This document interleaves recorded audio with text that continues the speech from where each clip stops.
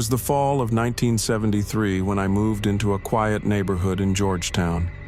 My job was taking me all over, and I never stayed in one place for too long, but there was something eerie about this new place. The house, an old, creaky building, seemed to have a personality of its own. Its tall windows watched me as I unpacked my things, like cold eyes staring from the shadows. I shrugged off the uneasy feeling and tried to focus on settling in. The day was chilly, with leaves scattered across the front yard, their colors ranging from bright yellow to deep red. The house stood on a lonely corner, away from most of the other homes in the neighborhood. It looked like it hadn't been touched in years, with paint peeling off the wooden walls and ivy crawling up one side of the structure. The roof was slanted and worn, and the front door creaked loudly every time it moved, as though it was groaning in protest. I didn't have much in the way of belongings. A few boxes, some old furniture, and my clothes were all I had brought with me. As I dragged my suitcase inside, I couldn't help but notice how cold the house felt. Even though it was fall, the temperature inside seemed far colder than it was outside. The air felt heavy, like it was weighed down by something invisible. But I pushed the thought aside and started unpacking. The living room was spacious, with an old fireplace that hadn't been used in what looked like years. Dust coated almost everything, thick gray dust that clung to the walls, the floors, and the furniture like it had been there forever. I coughed as I wiped my hand across the mantel, leaving a clear trail in the dust. A large, worn-out couch sat in the middle of the room facing the fireplace. The cushions sagged and the fabric was frayed, but I figured it would do for now. I made my way to the kitchen, which was small and cramped compared to the living room. The counters were old, and the cabinets hung crookedly, their doors slightly ajar. There was an old-fashioned stove in the corner, the kind you'd see in a black and white movie. It looked like it hadn't been used in decades. I wasn't much of a cook, but I wasn't sure this stove would even work if I tried. The more I explored the house, the more unsettling it became. Every floorboard creaked under my feet, and the walls seemed to whisper as I moved past them. I could almost hear the faint sound of voices, but when I stopped to listen, everything went silent. It was as if the house was alive, watching my every move. But again, I shook off the feeling and focused on getting my things in order. Upstairs, there were 3 bedrooms, each one as dusty and cold as the rest of the house. The master bedroom had a large 4-poster bed that looked like it belonged in a different century. The mattress was old and lumpy, but I figured it would do for the night. I opened the closet and found it empty except for a single coat hanger hanging from the rail, swaying gently back and forth, even though there was no breeze. The second bedroom was much smaller, with a single bed pushed up against the wall and a small dresser in the corner. The window in this room was cracked, and a cold draft seeped in, making the room even more uncomfortable. The third bedroom, though, was what really caught my attention. The door was slightly ajar, and when I pushed it open, a strange smell hit me. It was faint, but unmistakable. The smell of something old, like the scent of forgotten things left in a dark attic for too long. The room itself was empty, but the walls were covered in strange marks. At first I thought it was just wear and tear, but when I looked closer, the marks almost looked like scratches. Deep, jagged lines that ran across the walls, crisscrossing in no particular pattern. The ceiling had similar marks, as if someone, or something, had clawed at it. My stomach turned, but I tried to reason it away. Maybe it was just damage from years of neglect. Old houses had their quirks, after all. I closed the door quickly and decided to leave that room for later. By the time I had finished unpacking, the sun was setting, casting long shadows through the windows. The house seemed to darken with the setting sun, and the strange feeling that had been creeping over me since I arrived grew stronger. It was like the house was waiting for something, holding its breath in the fading light. The shadows seemed to stretch and move on their own, and I couldn't shake the feeling that I wasn't alone. I turned on a lamp in the living room, but the bulb flickered weakly, casting a dim light over the room. The fireplace stood cold and unused, and the air inside felt heavy, almost oppressive. I made myself some tea in the kitchen, but the kettle whistled so loudly that it made me jump. Everything in this house seemed to want to put me on edge, but I refused to let it get to me. After a while, I settled down on the couch with a book, trying to distract myself from the strange atmosphere. The words on the page blurred as I read, my mind wandering back to the strange marks in the upstairs room and the eerie feeling of being watched. Every now and then I'd hear a creak or a groan from the house, but I told myself it was just the old wood settling.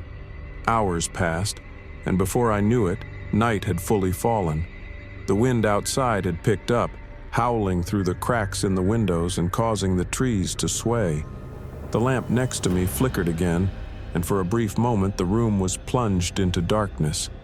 My heart raced, and I quickly got up to check the bulb. Just as I reached for it, the light came back on as if nothing had happened.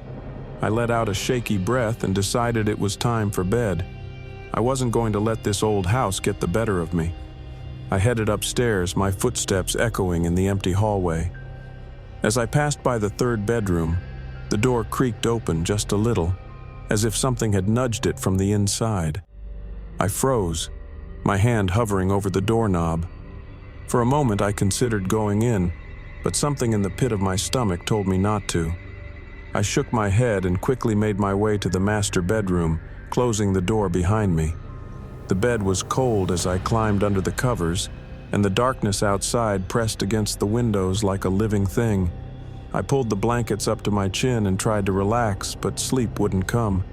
My mind kept drifting back to the strange marks in the third bedroom and the feeling of being watched. I could hear the wind howling outside, and every now and then the house would creak as if someone or something was moving through it. After what felt like hours of tossing and turning, I finally started to drift off.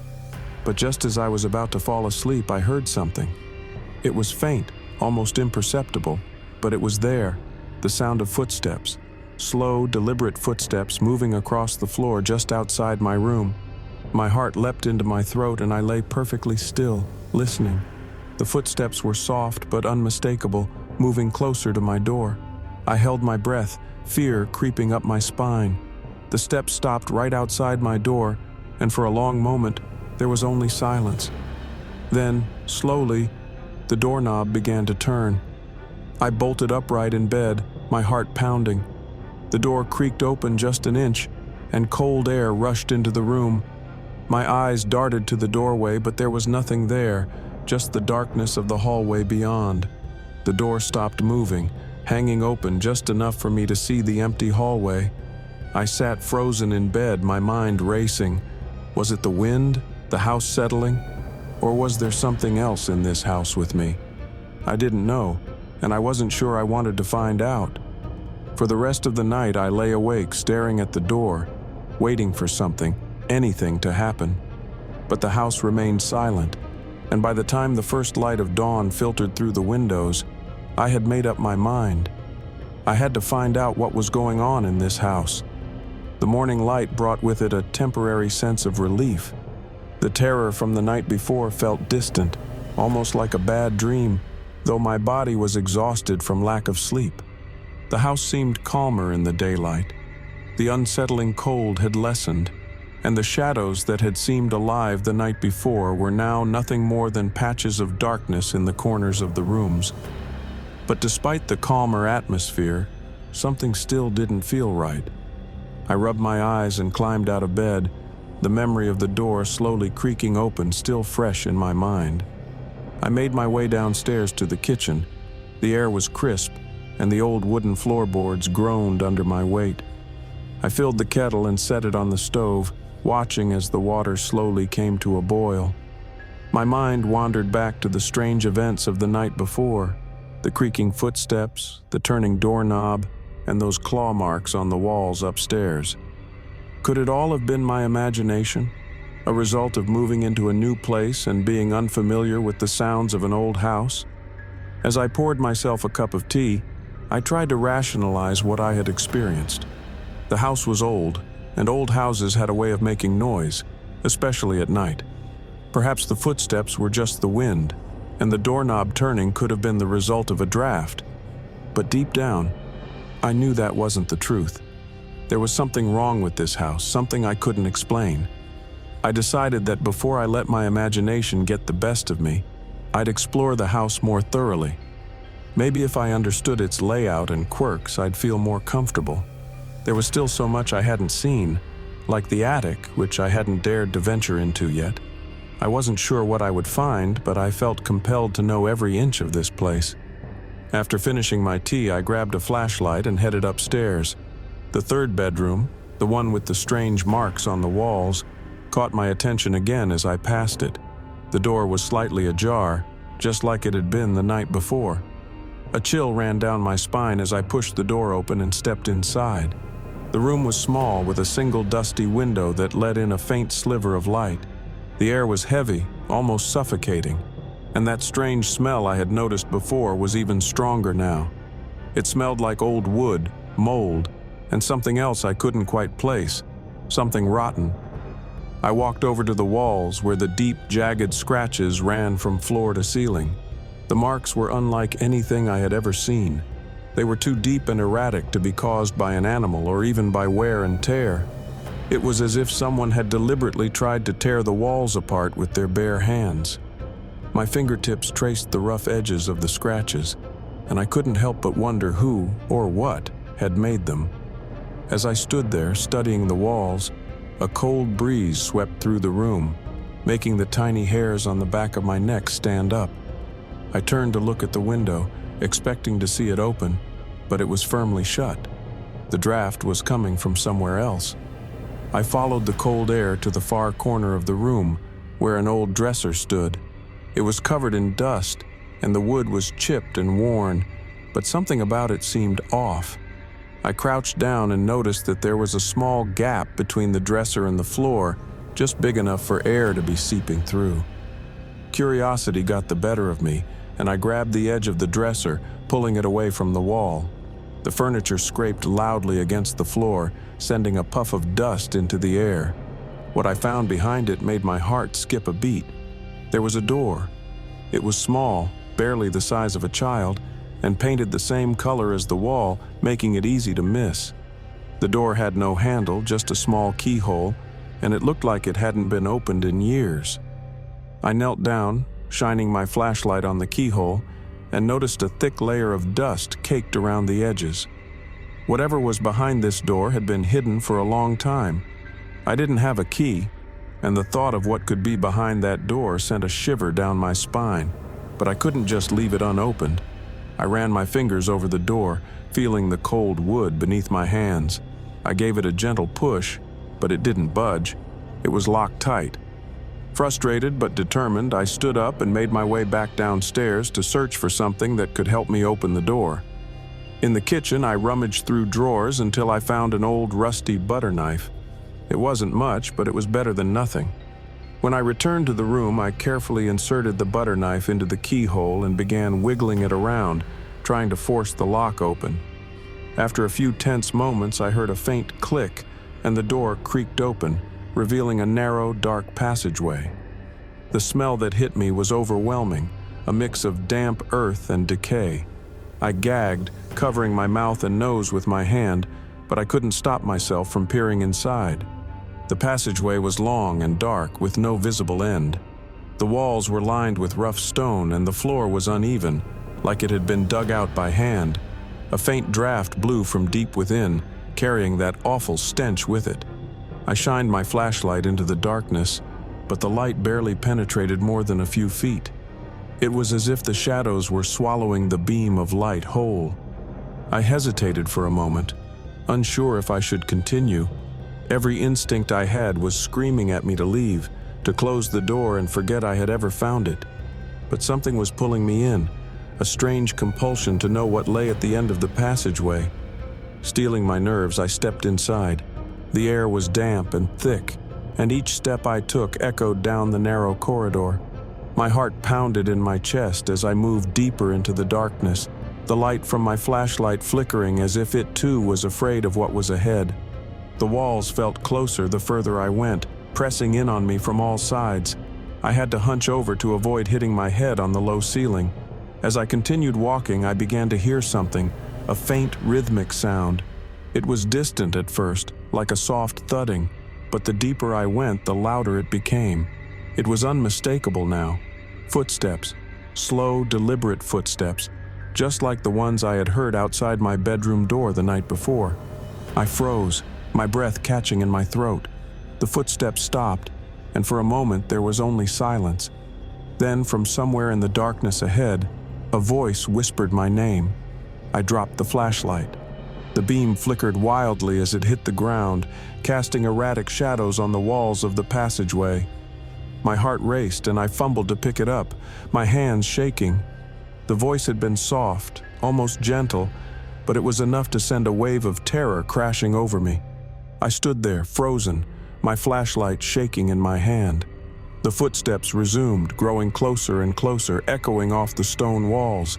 My mind screamed at me to run, but my legs refused to move. Suddenly, the footsteps stopped again and everything went silent. The air in the passageway grew thick and oppressive, pressing down on me like a weight. I couldn't breathe, couldn't think. All I could do was stand there, paralyzed by fear. Then, from the darkness ahead, I heard the voice again, this time much closer. "You shouldn't have come here." I bolted.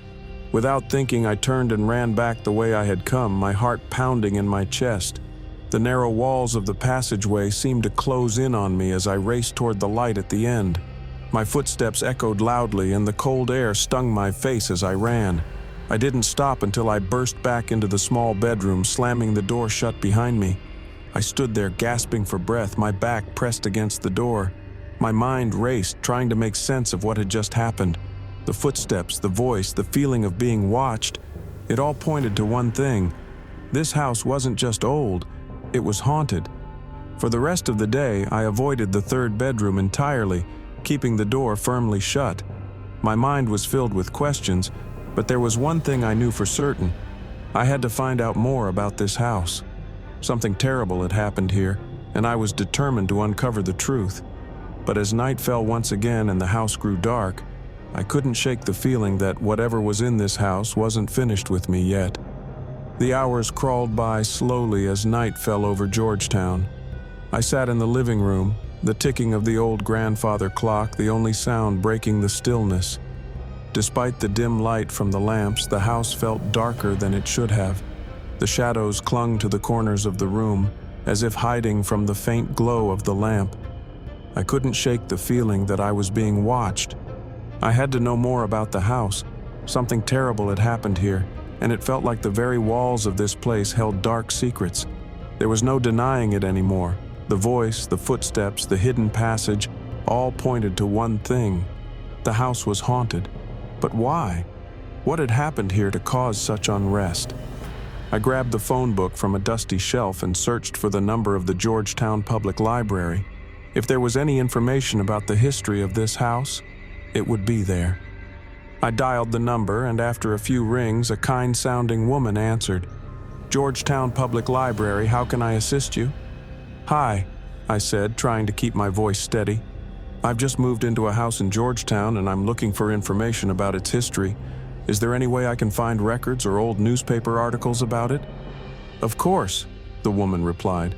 "We have archives with property records and historical articles. If you give me the address, I can see what we have on file."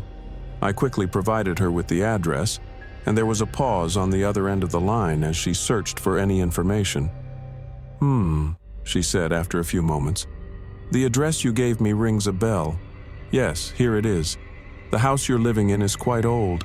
It was built in the late 1800s, but there's not much recorded about it until the 1920s. That's when something strange happened.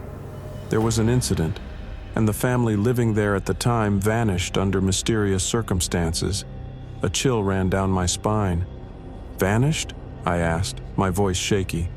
"Yes," the librarian continued. "The family that lived there, parents and 2 children, disappeared one night without a trace. Neighbors reported hearing strange noises coming from the house in the days leading up to their disappearance, but when authorities investigated, they found no signs of foul play. The case was never solved, and the house has been sold and resold many times since. People who've lived there always complained about strange occurrences, but nothing as severe as what happened to that family." I thanked the librarian and hung up, my heart pounding. The story confirmed what I had feared. There was something wrong with this house, something that had driven that family to disappear. And now, whatever haunted them was haunting me. But I couldn't run away. I needed answers. If I didn't face whatever was in this house, it would continue to torment me. I grabbed my coat and keys, deciding to drive to the library and look at the records myself. I needed to see what else I could find about the house's past. The drive to the library was uneventful, the streets of Georgetown quiet in the late evening. I parked my car and hurried inside, grateful to find the library still open. The librarian I had spoken to on the phone greeted me and led me to the archives. "These are all the records we have on your property," she said, handing me a folder filled with old newspaper clippings and documents. "If you need any help, just let me know." I thanked her and sat down at one of the tables, flipping through the yellowed pages. Most of the early records were simple property deeds and ownership transfers, nothing out of the ordinary. But then, I came across a newspaper article dated June 5, 1923, with a headline that made my stomach drop. "Family of 4 mysteriously disappears from local home, no clues found." The article detailed the strange case of the Martin family, who had lived in the house I was now renting. According to the article, neighbors had heard strange noises, thumping sounds, whispers, and even crying, coming from the house in the days leading up to the disappearance. One neighbor claimed to have seen a shadowy figure standing in the window late one night, watching her as she walked by. But when she looked again, the figure was gone. The police investigation turned up nothing. The house was searched thoroughly, but no evidence of a struggle was found. The family's belongings were still in place, and there was no sign of forced entry. It was as if they had simply vanished into thin air. My hands trembled as I read the next part of the article. In a chilling twist, deep scratches were found on the walls of one of the upstairs bedrooms.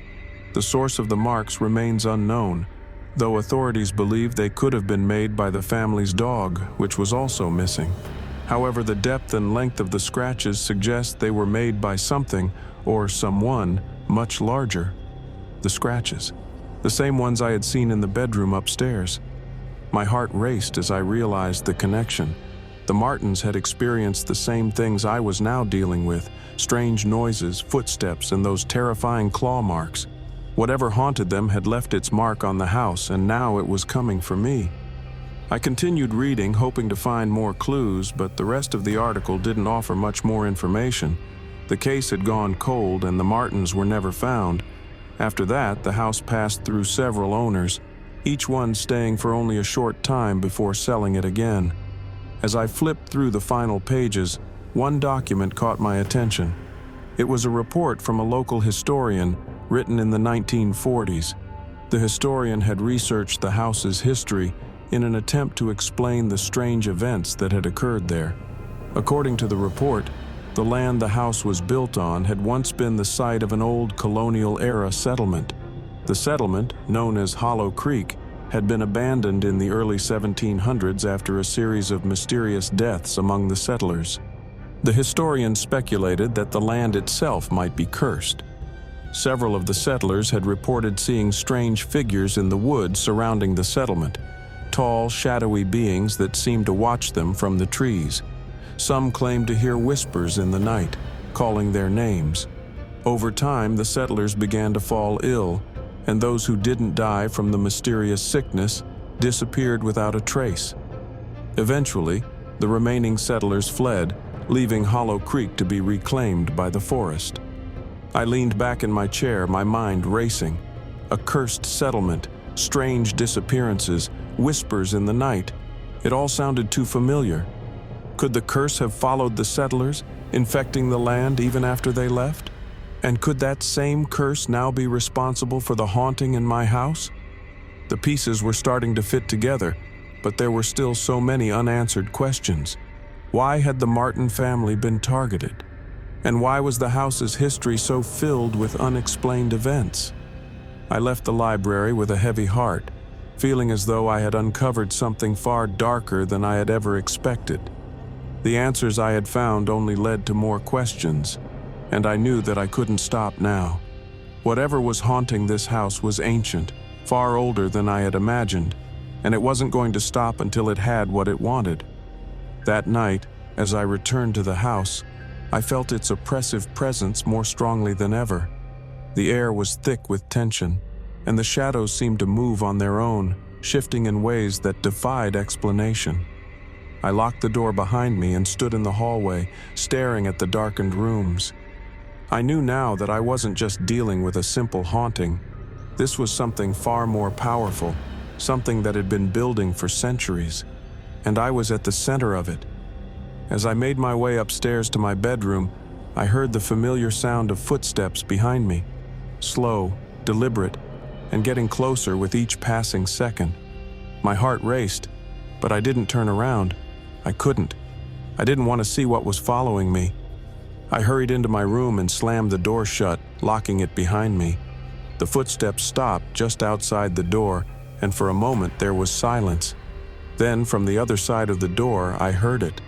The same voice that had called my name in the passageway. "You shouldn't have come here." I backed away from the door, my hands shaking.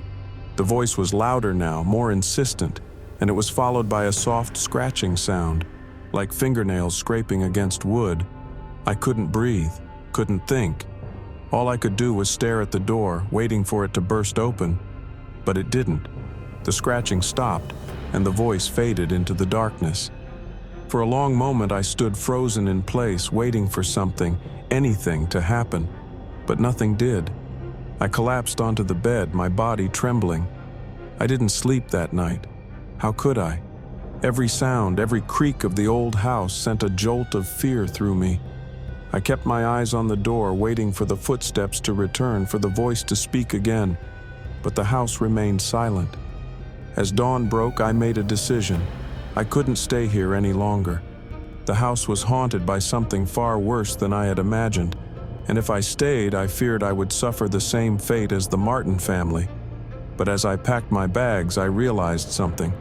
Even if I left, whatever haunted this house might follow me. The curse on the land was old, ancient, and it had chosen me. As the first rays of morning light broke through the curtains, I sat on the edge of my bed, gripping the bag I had hastily packed. My mind was racing, torn between the overwhelming desire to flee and the fear that leaving might not save me. The voice, the footsteps, the scratching at the door, none of it made sense, but I couldn't deny the danger anymore. Something sinister was here, and it wasn't just confined to the walls of the house. I stood up, my legs shaky from a night without sleep, and made my way downstairs. The house was eerily silent in the morning light, its dark corners now illuminated by the sun. But the stillness did nothing to calm my nerves. I knew the haunting wasn't bound by daylight. Whatever was here could strike at any time. As I glanced around the living room, my gaze landed on the front door, and for a brief moment I imagined myself bolting through it, never looking back. But something held me back, a gnawing sensation in the pit of my stomach that told me leaving wouldn't be so simple. I had read enough stories and heard enough warnings from the librarian to know that hauntings weren't always confined to one place. They could attach themselves to people, objects, even thoughts. What if whatever had cursed this land had now latched onto me? Before I could think any further, the floor beneath my feet creaked loudly, as if the house was responding to my indecision. I flinched, my heart racing again. The sound echoed through the silent halls, a reminder that I wasn't alone. That's when I remembered the hidden passage in the basement, the place where it all began. I hadn't been down there since I first found the passage, and part of me wanted to keep it that way. But another part of me knew that if there were answers to be found, they were likely hidden in that dark, musty room. If I was going to survive, I needed to understand what I was up against. And that meant going back down to the basement, no matter how much the thought terrified me. I grabbed a flashlight from the kitchen drawer, its beam cutting through the dimness of the house as I made my way to the basement door. With every step, my heartbeat grew louder in my ears, matching the rhythm of my footfalls. The door to the basement loomed ahead of me like a mouth waiting to swallow me whole. I stood there for a moment, staring at the door handle, unsure if I had the courage to face whatever was down there, but I couldn't run forever. Taking a deep breath, I turned the handle and pulled the door open. The basement steps creaked under my weight as I descended, the beam of the flashlight bouncing off the cold stone walls. The air down here was thick with the smell of dampness and decay, making it hard to breathe. As I reached the bottom of the stairs, the hidden passage stood before me, just as it had the night I first found it, dark, mysterious, and inviting in the most unsettling way. I hesitated for a moment before stepping forward, the flashlight's beam revealing the jagged edges of the doorframe. The passage looked just as I had left it, the walls made of rough stone, the air even colder than the rest of the basement. But something felt different this time. It was as though the passage itself was waiting for me, anticipating my return. As I moved deeper into the passage, the beam of light caught something on the wall that made me stop in my tracks. Scratches.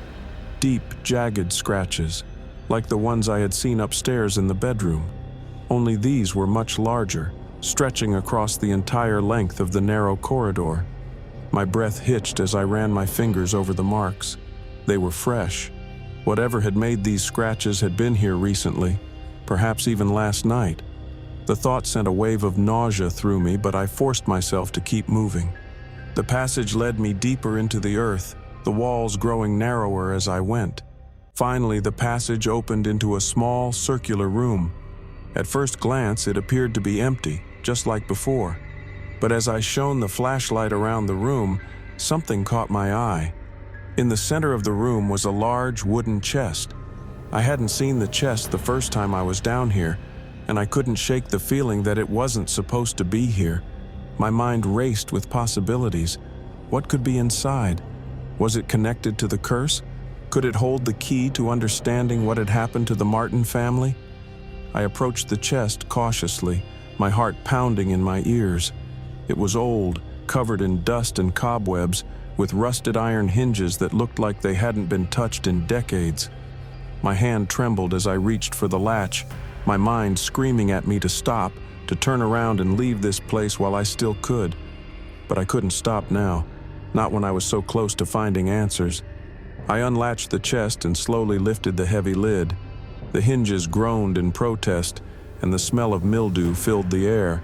Inside, wrapped in faded cloth, was a bundle of old papers and a leather-bound journal. My hands shook as I reached for the journal, the leather worn and cracked with age.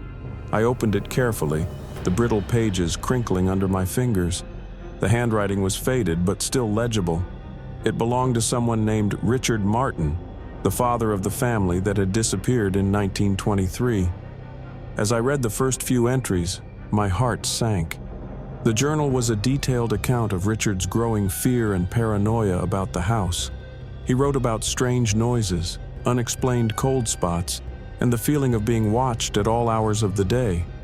But it was the later entries that truly terrified me. June 1st, 1923. I cannot shake this sense of dread. There is something wrong with this house. The children have started hearing voices, whispers in the night that call their names.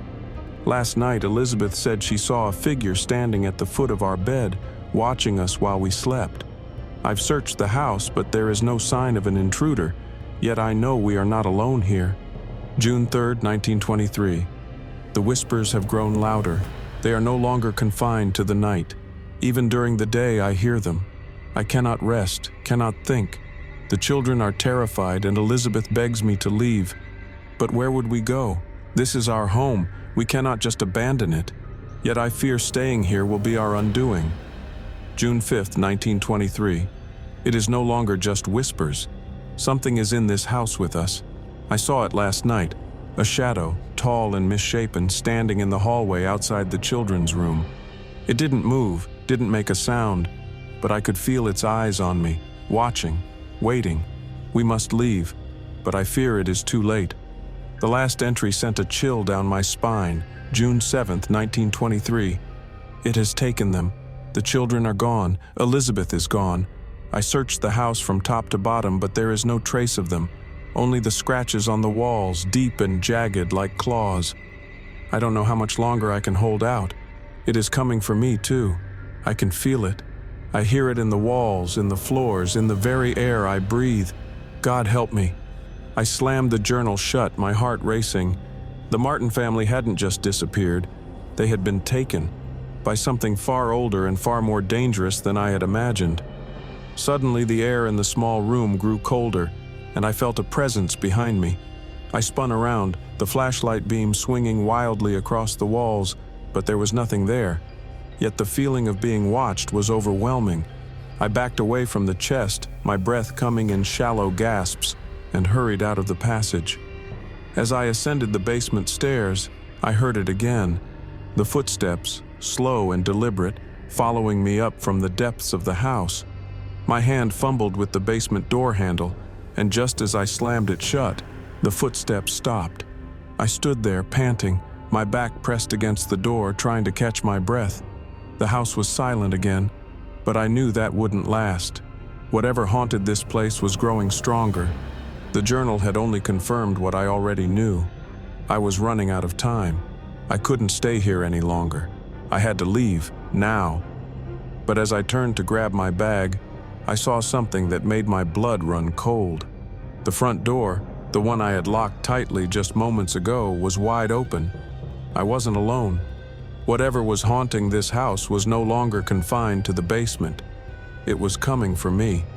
I froze, staring at the front door, the once locked barrier now wide open. The cold morning air rushed in, but it wasn't just the breeze that chilled me to my core. Something else was out there. Or maybe, just maybe, it was already inside. My legs felt like they were made of stone, rooted in place by pure terror. For a moment I considered running through the open door, sprinting as fast as I could to escape the house, but my instincts screamed at me to stay put. The wide open door felt like a trap, like it was beckoning me into something worse. I could almost hear a voice whispering, "Come closer, just a little closer." I backed away slowly, my eyes darting between the door and the dark corners of the room. The walls seemed to close in around me, pressing down on my chest, making it hard to breathe. Every inch of the house now felt hostile, as if it were alive, watching my every move, and waiting. With the front door open, the sunlight streaming in should have given me some sense of comfort, but it didn't. I felt more exposed than ever, as if the house was peeling away any illusion of safety. The shadows seemed to stretch out towards me, creeping closer as if they wanted to wrap themselves around me. I needed to act, fast. I grabbed my bag and made my way towards the stairs, my heart pounding. I wasn't thinking clearly anymore. My only thought was to get as far away from the door, and whatever had opened it, as possible. I bounded up the stairs 2 at a time, heading for the safety of my bedroom, but deep down I knew there was no real safety here. Once in the room, I locked the door behind me and collapsed on the bed, my body shaking uncontrollably. The sound of my own ragged breathing filled the silence. I tried to think, to come up with some kind of plan, but my thoughts were scattered, broken by fear. The journal, the whispers, the footsteps, it was all becoming too much. I took deep breaths, trying to calm myself, but the eerie quietness of the house was suffocating. I couldn't shake the feeling that something was lurking just outside my door, waiting for the right moment to strike. I reached for the journal I had taken from the chest in the basement, flipping through the worn pages again. There had to be something in here that could help me, some clue as to how Richard Martin had tried to fight back. Maybe he had found a way to escape the house, or at least stop whatever was haunting it. My hands trembled as I scanned the pages. There were more entries, but none of them offered hope. Richard's words grew more desperate, more fractured as the days went on. He wrote of hearing voices, seeing shadows, and waking up with deep scratches on his body. The longer he stayed in the house, the worse things became. June 9th, 1923. I can't sleep.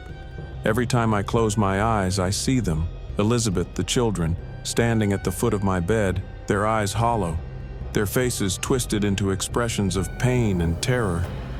I try to reach out to them, but they disappear before I can touch them. I don't know what's real anymore. Am I losing my mind? Or is the house feeding on my fear? June 11th, 1923. The walls are closing in. I hear them whispering, telling me to stay, telling me I'll be safe if I just give in. But I can't. I won't. I know what they want, and I refuse to let them take me like they took my family. I've sealed the door to the basement, but I can still feel it down there, waiting for me. It's only a matter of time. That last entry made my blood run cold. Richard had tried to seal the basement, but it hadn't stopped the entity. It had still come for him. Was I next? I slammed the journal shut and threw it across the room. My pulse was racing and my mind was spiraling out of control. What if I never made it out of this house? What if I became another one of its victims, just like Richard and his family? As I sat there, clutching the edge of the bed, I noticed something strange. The room had grown unnaturally quiet, too quiet. The kind of silence that made your ears ring, that made the hair on the back of your neck stand up. And then I heard it, a low, faint whisper coming from the other side of the door. "Come, closer." My heart skipped a beat. It was the same voice, the one I had heard in the walls, only now it was clearer, more insistent. I stood up slowly, not daring to make a sound. I pressed my ear against the door, listening.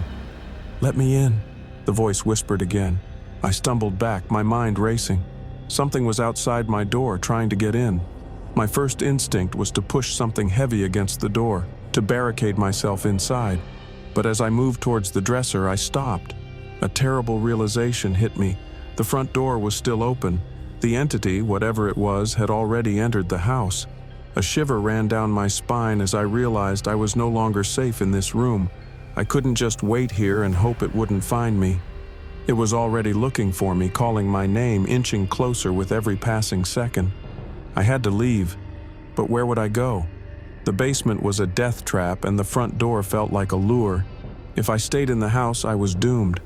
But if I left, would it follow me? Would I be able to outrun something I couldn't see? I grabbed my bag and threw it over my shoulder.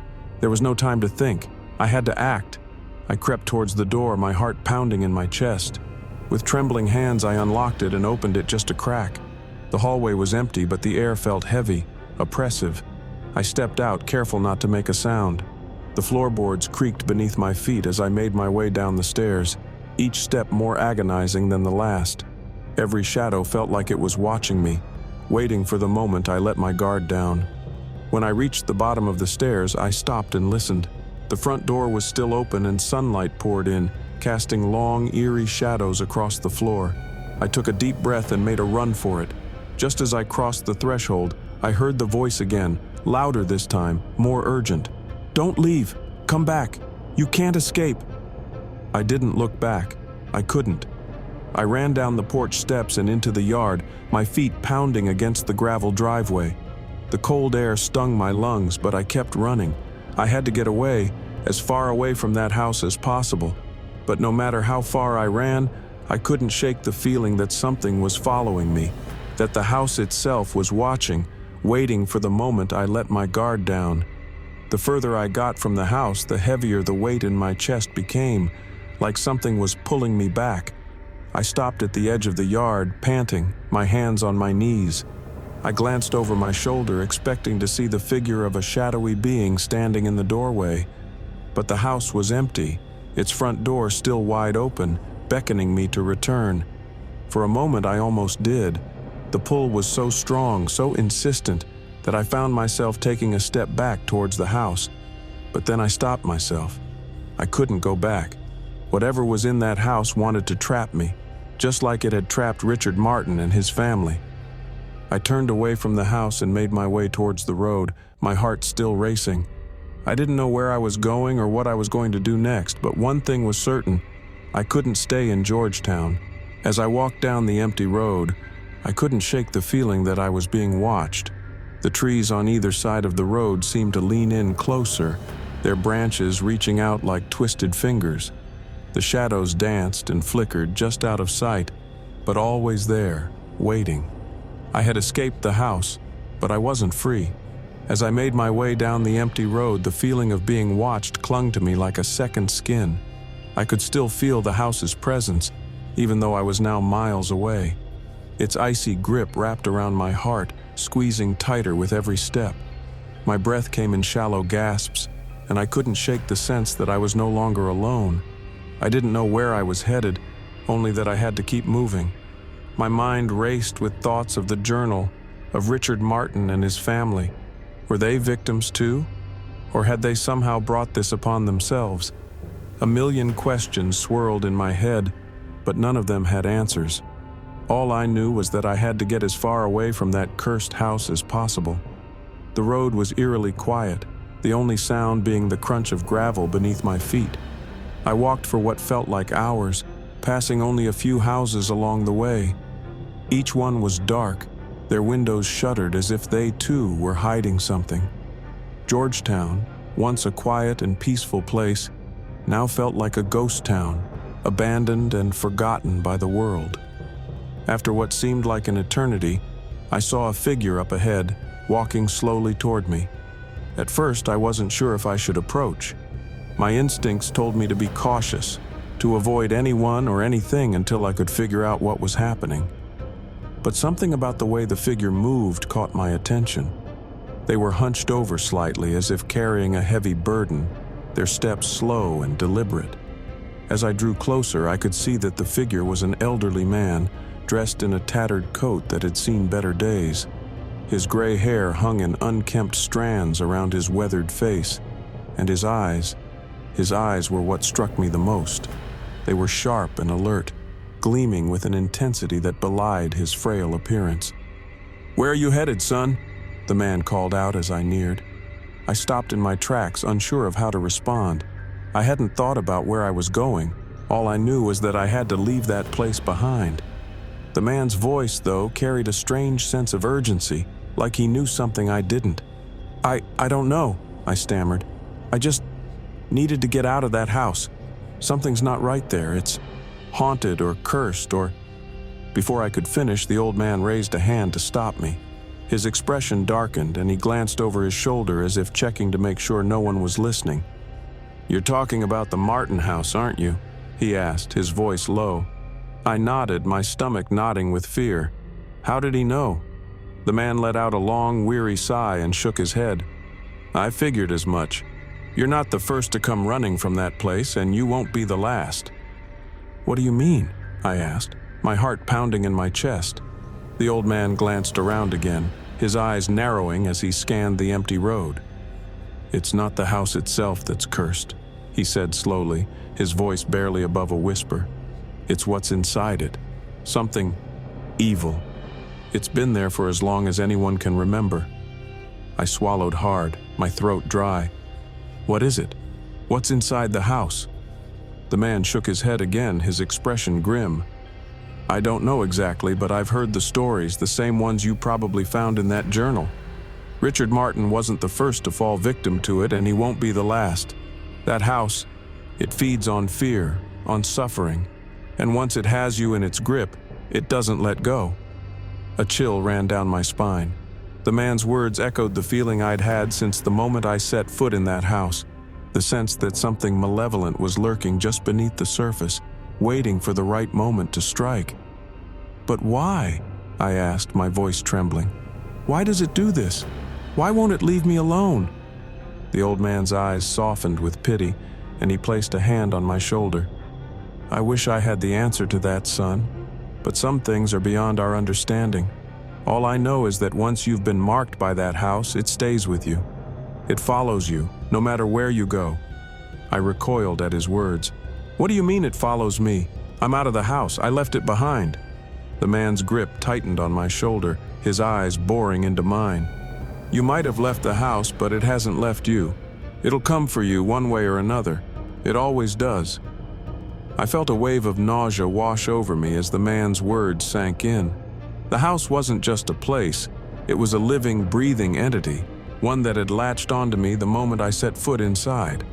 No matter how far I ran, no matter where I went, it would always be there, lurking in the shadows, waiting to claim me. "What can I do?" I asked, my voice barely a whisper. "How do I stop it?" The old man let go of my shoulder and took a step back, his expression sorrowful. "There's only one way to break free of its hold," he said, his voice tinged with regret. "You have to face it. You have to go back." My blood turned to ice. "Go back? Are you crazy? I barely made it out alive." The man nodded, his face grim. "I know it sounds impossible, but you can't outrun it. The more you run, the stronger its hold becomes. The only way to break the curse is to confront it head on. Find out what it wants, why it's doing this, and maybe, just maybe, you'll be able to put an end to it." I stared at the old man in disbelief. Go back to the house? The thought alone made my skin crawl. But deep down, I knew he was right. I couldn't keep running forever. The house would find me no matter where I went, and when it did, I'd be defenseless. Before I could respond, the man turned and began walking away, his slow, deliberate steps echoing in the stillness of the morning. "Wait," I called after him.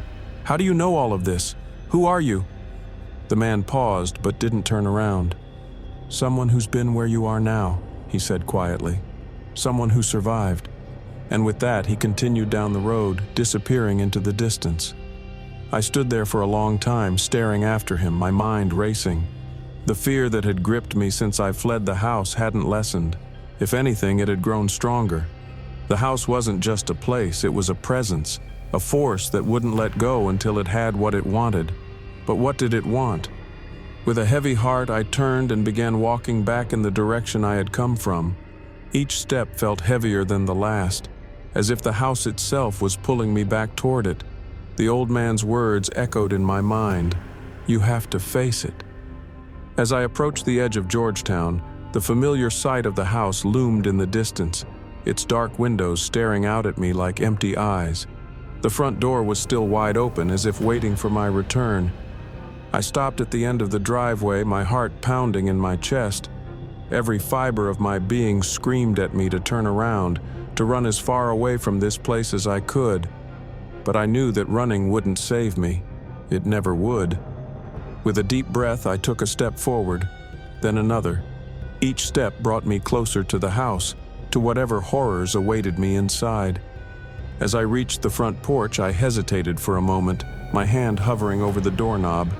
I could feel the cold air seeping from inside like the breath of something ancient and malevolent. I knew that once I stepped through that door, there would be no turning back, but I had no choice. Taking one final breath, I pushed the door open and stepped inside. The door slammed shut behind me and the darkness swallowed me whole. The house had me now. The air inside the house felt even colder than before, almost suffocating.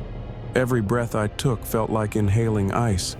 The shadows clung to the walls and corners like thick, living fog, and I could no longer tell whether the darkness came from outside or from within. It was as if the house was alive, and now that I had returned, it was watching me closely. I tried to calm my racing heart, but the silence in the house was deafening. Not a creak, not a whisper, nothing. It was as though the house was holding its breath, waiting for me to make a move. My hands trembled, and I fought the urge to turn and run. The old man's words echoed in my mind. "You have to face it." But what did that even mean? What was I supposed to face? I didn't have any answers, only fear and the overwhelming sense that something was very wrong in this place. I took a tentative step forward, my feet feeling heavy, like they were sinking into the floor. Every inch of me screamed to leave, but I had come too far to back down now. The house had me in its grip, and the only way out was to confront whatever was haunting this place. My eyes scanned the hallway, landing on the staircase that led up to the second floor. Something about that stairway filled me with dread, as if going up there would bring me face to face with the house's darkest secret. I hadn't explored much of the upper floor before. I had been too frightened. But now, I knew that if I wanted to understand what was going on, I had to go back up there. Taking a deep breath, I placed one foot on the bottom step. The wood creaked loudly beneath me, the sound cutting through the thick silence like a knife. I froze, half expecting something to jump out at me from the shadows, but nothing happened. Slowly, I made my way up the stairs, each step feeling like an eternity. As I reached the top, I noticed something strange. The air up here was colder, even colder than downstairs. It chilled me to the bone, making me shiver uncontrollably. The hallway stretched out in front of me, lined with doors that seemed to disappear into the darkness. I hesitated for a moment, unsure of which way to go, but then I remembered the journal. Richard Martin had mentioned something about a room, the room where it all began. I had to find that room. I started moving down the hallway, my footsteps barely making a sound on the old wooden floorboards. Each door I passed looked the same, tall, dark, and foreboding. But none of them felt right.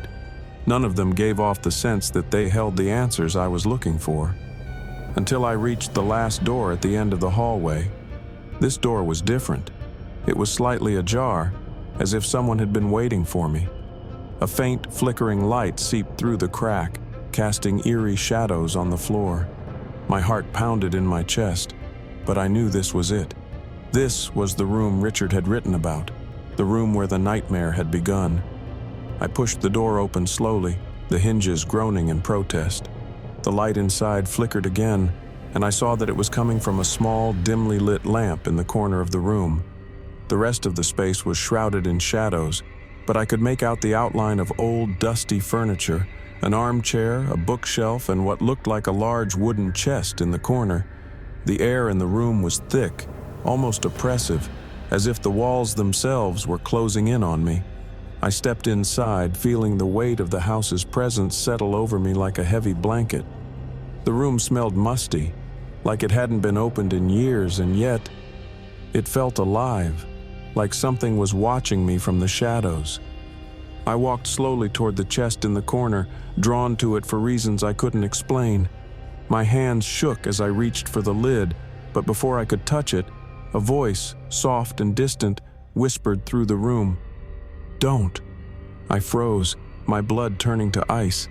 The voice was faint, almost like a breath, but it was enough to stop me in my tracks. I spun around, searching the room for the source of the voice, but there was no one there, just the flickering lamp and the suffocating darkness. "Who's there?" I called out, my voice shaking. "Show yourself!" The silence that followed was so thick it felt like it was pressing down on me, smothering me. For a moment I thought I had imagined the voice. Maybe the house was playing tricks on me, using my fear against me.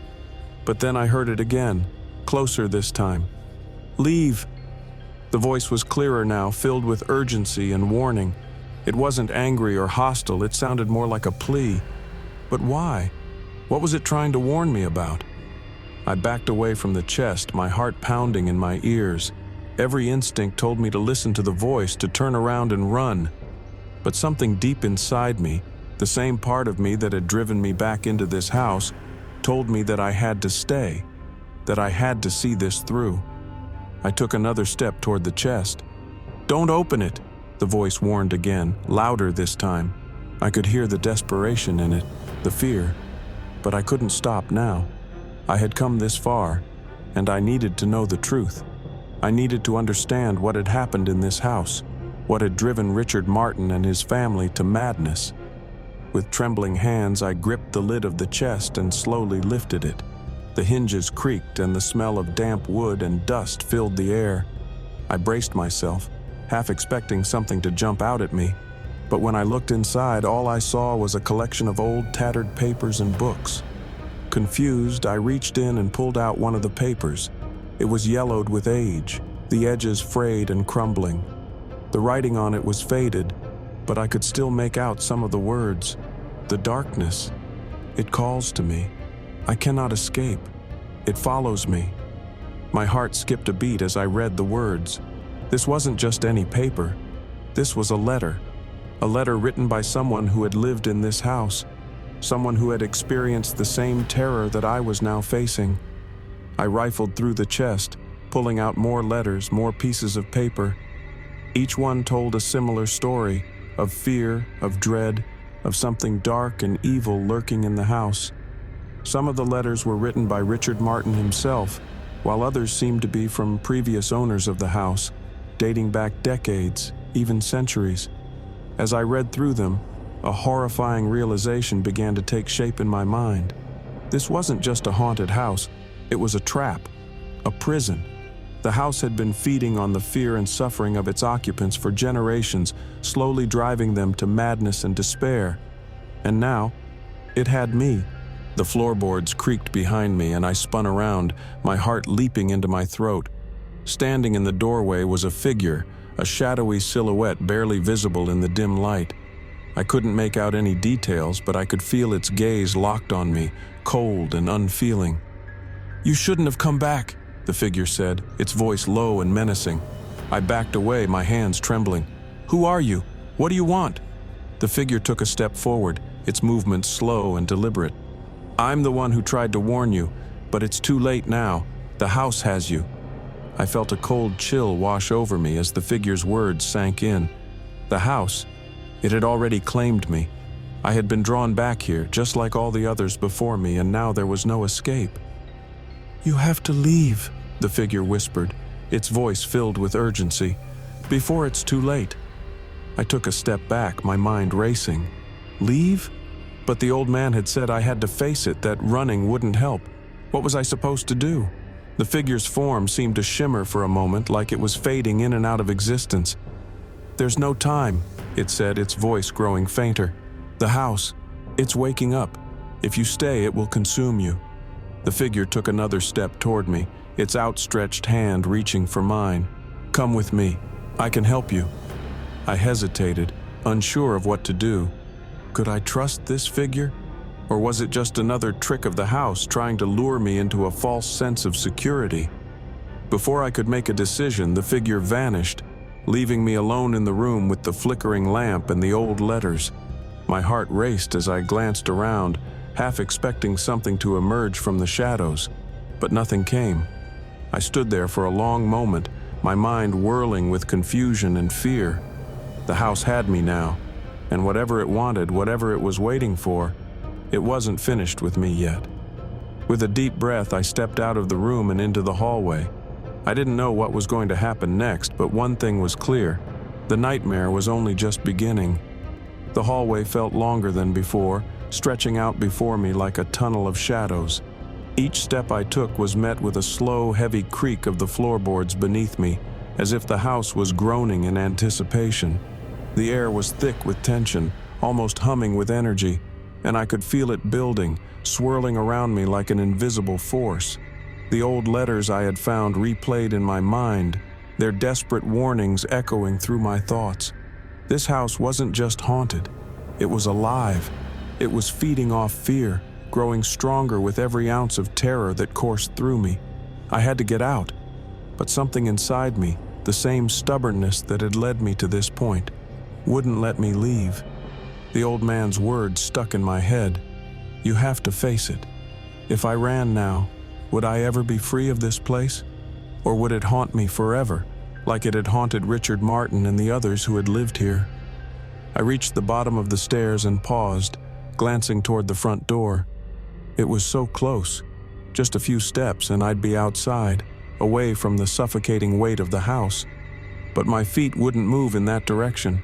Instead, I found myself turning toward the living room, where the fire had once flickered brightly in the hearth.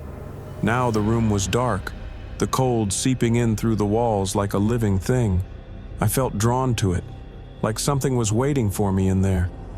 As I stepped into the room, the temperature seemed to drop even further, and I hugged my arms around myself, trying to ward off the chill. The fireplace was dark, the ashes cold and dead, but there was a faint glow coming from the far corner of the room. My heart leaped into my throat as I saw it, a faint flickering light, just like the one I had seen upstairs. I moved toward it slowly, my breath coming in shallow gasps. The light seemed to pulse, growing brighter with each step I took. When I reached the corner, I saw what was causing it: an old mirror, cracked and dusty, hanging on the wall. The light wasn't coming from the mirror itself, but from something inside it, something moving.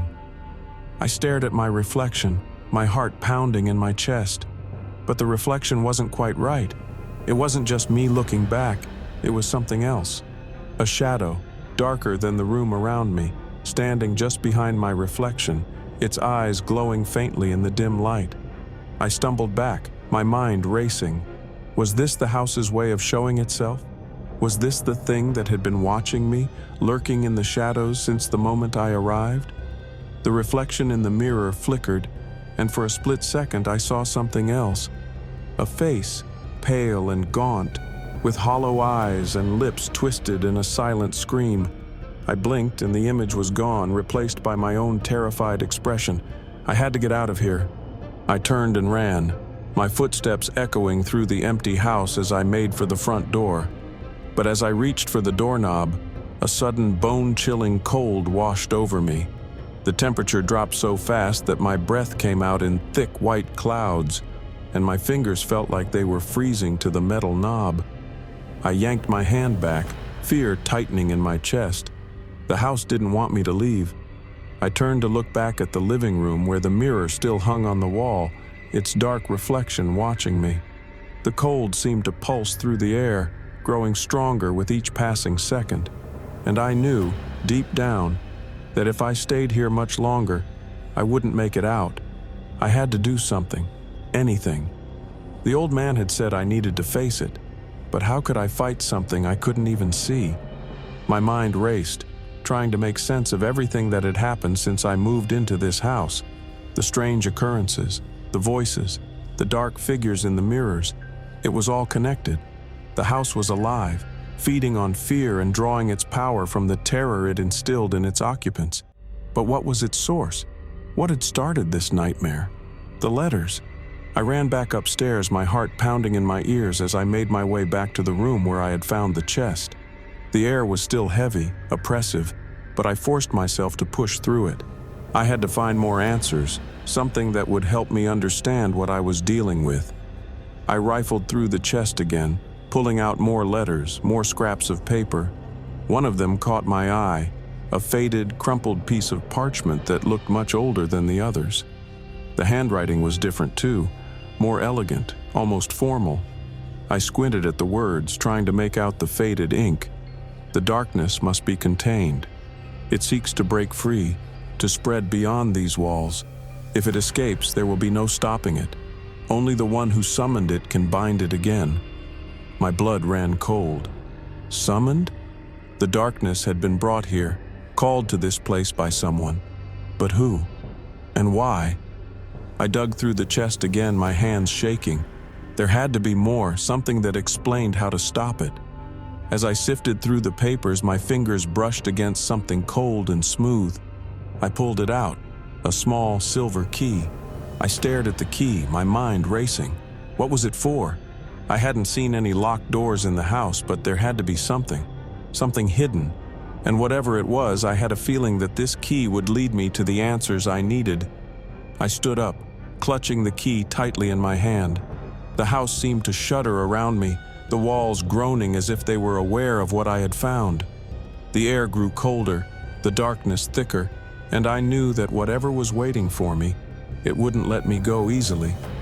I made my way back down the hallway, the key cold against my skin.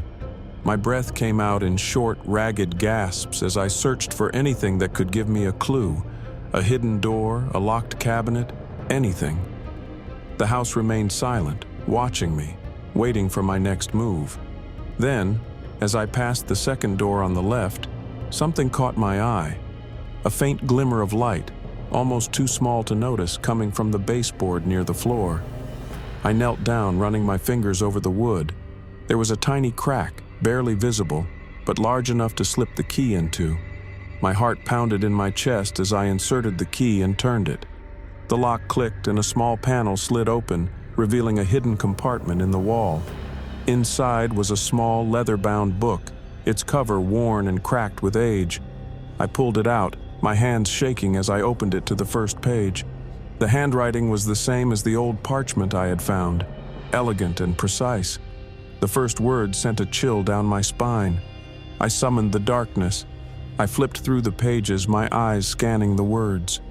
The book was a journal, written by someone who had lived in this house long ago.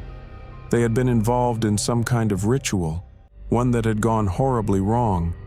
The darkness they had summoned was a force unlike anything they had expected, and it had consumed them, just as it had consumed everyone who had lived here since. The final entry in the journal was short, but it was enough to make my blood run cold. It cannot be destroyed, only contained. But the container weakens with every soul it claims. One day it will break free, and when it does, it will consume everything. My hands shook as I closed the book. The house wasn't just feeding on fear, it was using it to grow stronger. The darkness inside it was gaining power with every person it trapped, and once it had enough, it would break free and spread beyond these walls. And now, it was coming for me. I stood up, clutching the book to my chest as the air around me grew colder. The house seemed to shudder, the walls groaning as if they were alive. I could feel it now, the darkness closing in on me, feeding off my fear, waiting for the moment to strike. But I wasn't going to let it win. I had the journal, the key to understanding what was happening in this house. And if the darkness could be contained, then maybe, just maybe, I could find a way to stop it. I turned and ran, the floorboards creaking under my feet as I made my way back to the living room. The mirror still hung on the wall, its dark reflection watching me, but I ignored it. I didn't have time to be afraid anymore. I had to act. But as I reached the center of the room, a sudden, overwhelming force slammed into me, knocking me to the ground.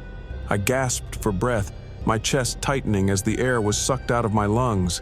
The room spun around me, the walls closing in, the shadows writhing like living things. And then, from the darkness, a voice, cold and hollow, whispered in my ear, "You can't escape." I tried to scream, but no sound came out.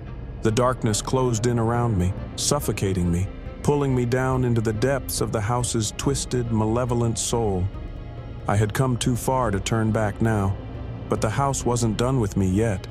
I lay on the floor, gasping for air, my body frozen as if trapped under a crushing weight. The darkness wrapped around me like icy tendrils, squeezing tighter and tighter.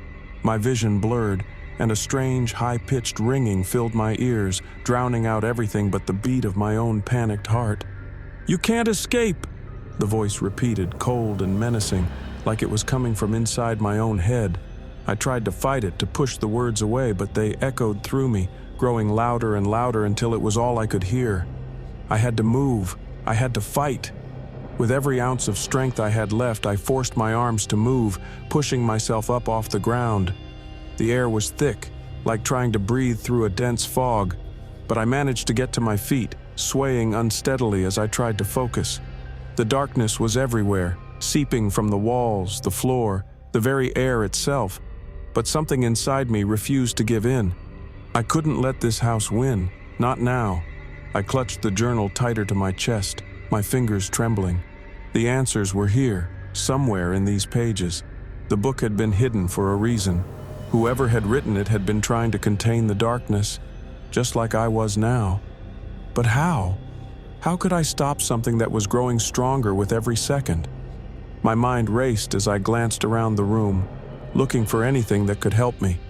The mirror on the wall still hung there, its surface shimmering in the dim light. The reflection no longer showed just me. It was twisted, distorted, like the shadows themselves were alive, writhing and shifting in the glass. I took a step closer, my heart pounding. There had to be something I was missing, something the house didn't want me to see. And then I saw it, a faint outline just behind the mirror. It was almost invisible, blending into the darkness, but as I moved closer, I could see the edges of something, a door. It was small, hidden in the wall behind the mirror, but there was no mistaking it. I reached out, my hand trembling as I touched the mirror's cold surface. The glass was icy to the touch, sending a chill up my arm, but I pressed forward. My fingers brushed the edge of the hidden door, and with a soft click, it swung open. Inside was a small, cramped space, barely large enough to fit a person. But what caught my attention was the object lying on the floor, a small, ornate box, its surface covered in strange, intricate symbols. I knelt down, my hands shaking as I picked it up. The box was heavy, made of dark wood and cold metal, and the symbols etched into it seemed to pulse with a faint, eerie glow. This was it. This was the key. The box had been hidden here for a reason, locked away, just like the journal. Whatever power the house held, this box was a part of it. and if I could figure out how to open it, maybe I could find a way to stop the darkness. I turned the box over in my hands, searching for a way to open it. There was no obvious latch or keyhole, but the symbols on its surface seemed to shift and change as I touched them, like they were alive, reacting to my touch. I tried to focus, to ignore the creeping fear that was gnawing at the edges of my mind. I had to figure this out, and fast. The darkness was still pressing in on me, growing stronger by the second, and I didn't know how much longer I could hold out. As I ran my fingers over the symbols, a faint memory stirred in the back of my mind. Something from the journal, the final entry, the one that had chilled me to the bone. Only the one who summoned it can bind it again. I froze, the words echoing in my head. The journal had said that the darkness couldn't be destroyed, only contained. But whoever had summoned it had been able to bind it, at least for a time. And if they could do it, maybe I could too. But how? I wasn't the one who had summoned this darkness. I was just someone who had stumbled into this nightmare. How could I possibly have the power to stop it? And then I remembered something else. The key. The small silver key I had found earlier, hidden in the chest with the letters. I reached into my pocket, pulling it out. It was small, simple, but there was something about it that seemed right. Like it belonged here, with this box. My hands trembling, I carefully inserted the key into a tiny, almost invisible slot on the side of the box. For a moment, nothing happened. And then, with a soft click, the box began to open. A rush of cold air hit me as the lid lifted, and inside, I saw something that made my blood run cold. It was a small black stone, no larger than a pebble, but it seemed to pulse with an unnatural energy. As I stared at it, I could feel the darkness around me shift, like it was drawn to the stone, feeding off its power. This was the source, the heart of the darkness. I reached out, my fingers hovering over the stone. I didn't want to touch it, but I knew I had to. If I was going to stop this, I needed to understand it. I needed to face it. With a deep breath, I closed my hand around the stone. The moment my fingers touched it, a wave of cold washed over me, so intense that I thought I might pass out. The room around me seemed to blur, the walls melting away into darkness. I felt myself falling, tumbling into a void, as the stone's power surged through me, overwhelming every sense. And then, just as suddenly as it had started, it stopped. I was no longer in the living room. The house was gone. I was standing in a vast, empty expanse of darkness, the stone still clutched in my hand. The air was thick with the same oppressive energy that had been suffocating me in the house, but here it was even stronger, so strong that I could barely breathe. In the distance, I could see something moving, shadows shifting and swirling like a storm of darkness, and then I heard it, the voice again. But this time it was different. It wasn't cold or menacing, it was desperate. "Help me!" I froze, my heart pounding. The voice was coming from the shadows, but it wasn't the same voice that had whispered to me before. This was different. It sounded human. I took a step forward, my hand still clutching the stone. The shadows swirled around me, but they didn't attack. They seemed to be waiting, watching. "Please, help me." The voice was clearer now, closer, and then, out of the darkness, I saw it. A figure, hunched and frail, its body wrapped in tattered robes. Its face was hidden in the shadows, but I could see its eyes, wide and terrified. I took another step closer, my breath catching in my throat. The figure didn't move, but its eyes followed me, pleading. "You have to stop it," the figure whispered, its voice trembling. "You have to bind it, before it's too late." I opened my mouth to speak, but no words came out. I didn't know what to say, didn't know what to do. The figure seemed to sense my hesitation, and its eyes grew more desperate. "The stone," it whispered, its voice growing weaker. "Use the stone." I looked down at the stone in my hand, its black surface still pulsing with energy. The figure was right. This stone was the key to binding the darkness, to stopping it before it could escape. But how? The figure's voice was fading, its body growing more transparent as the shadows closed in around it. I could feel the darkness pressing in on me too, growing stronger, hungrier. I had to act, now. With a deep breath, I closed my eyes and focused on the stone, willing it to do something, anything. At first, nothing happened, but then slowly I felt the stone grow warmer in my hand, its energy pulsing in time with my heartbeat. The darkness around me began to stir, swirling faster and faster like a storm gathering strength. And then, with a sudden violent jolt, the stone's power exploded outward, sending a shockwave through the darkness. The shadows screamed, a high-pitched, inhuman wail that echoed through the void. I stumbled back, my heart racing as the darkness began to retreat, pulling away from me, recoiling from the stone's power. It was working. I didn't know how, but it was working. I gripped the stone tighter, focusing all my energy on it, willing the darkness to be contained, to be bound. The shadows continued to writhe and scream, but they couldn't come any closer. The stone's power was too strong, pushing them back, forcing them to retreat. And then, just as suddenly as it had started, it was over. The darkness was gone. The shadows had vanished, leaving me standing alone in the vast, empty void. The stone in my hand was cold again, its energy spent. But I could feel it. The darkness had been contained. For now. I took a deep breath, my body trembling with exhaustion. It was over. I had done it. But as I stood there in the silence of the void, I couldn't shake the feeling that this wasn't the end. The darkness was still out there, waiting, and it would return. I stood alone in the void, my breathing slow and labored, but the silence that surrounded me now felt less suffocating than before. The overwhelming pressure that had been gnawing at my mind was gone, at least for the moment. The stone, now cold and lifeless in my palm, had done its job, but the uneasiness remained, creeping in the corners of my thoughts like an itch I couldn't scratch. The figure that had spoken to me, the one who had guided me in binding the darkness, was gone. Its presence had faded as soon as the stone's power had been unleashed. Part of me wanted to believe that whoever they were, they had found peace, but another part, a more cynical part, told me that peace didn't exist in a place like this. I looked around, hoping to see a way out, but the vast darkness stretched on endlessly. My chest tightened with the realization that I didn't know how to return. There had been no door leading me into this void, no clear path. It was just me, the stone, and the infinite emptiness. Suddenly, a soft hum echoed through the darkness, faint at first, but growing steadily louder. The sound was like a distant wind, swirling and pulling at the edges of my consciousness. I looked down at the stone, half expecting it to glow again, but it remained dull and unmoving in my hand. Was I stuck here? The thought gripped me, filling me with panic.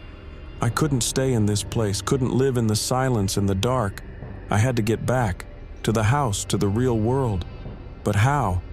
As the hum grew louder, I felt something shift in the air around me. It wasn't a physical movement, but more like an invisible force pressing against my skin, tugging me forward. The sensation was disorienting, like I was being drawn toward something unseen. I took a cautious step forward, my legs trembling with fatigue. The hum was almost deafening now, surrounding me, vibrating through every nerve in my body. And then, just as suddenly as it had started, everything went still. A light appeared in the distance, faint but unmistakable. It wasn't the cold, eerie light of the house's windows, but something warmer, more familiar. I didn't need to be told what it was. I knew instinctively that this was my way out. I began to walk toward the light, my steps slow and cautious at first. But as I got closer, the light grew brighter, and a strange sense of calm washed over me. The darkness receded, melting away into the edges of my vision, until all that was left was the warm glow ahead. I reached out, my hand trembling, and stepped into the light. When my eyes opened, I was back in the house. The musty scent of the old wood and damp air hit me immediately, pulling me out of the daze.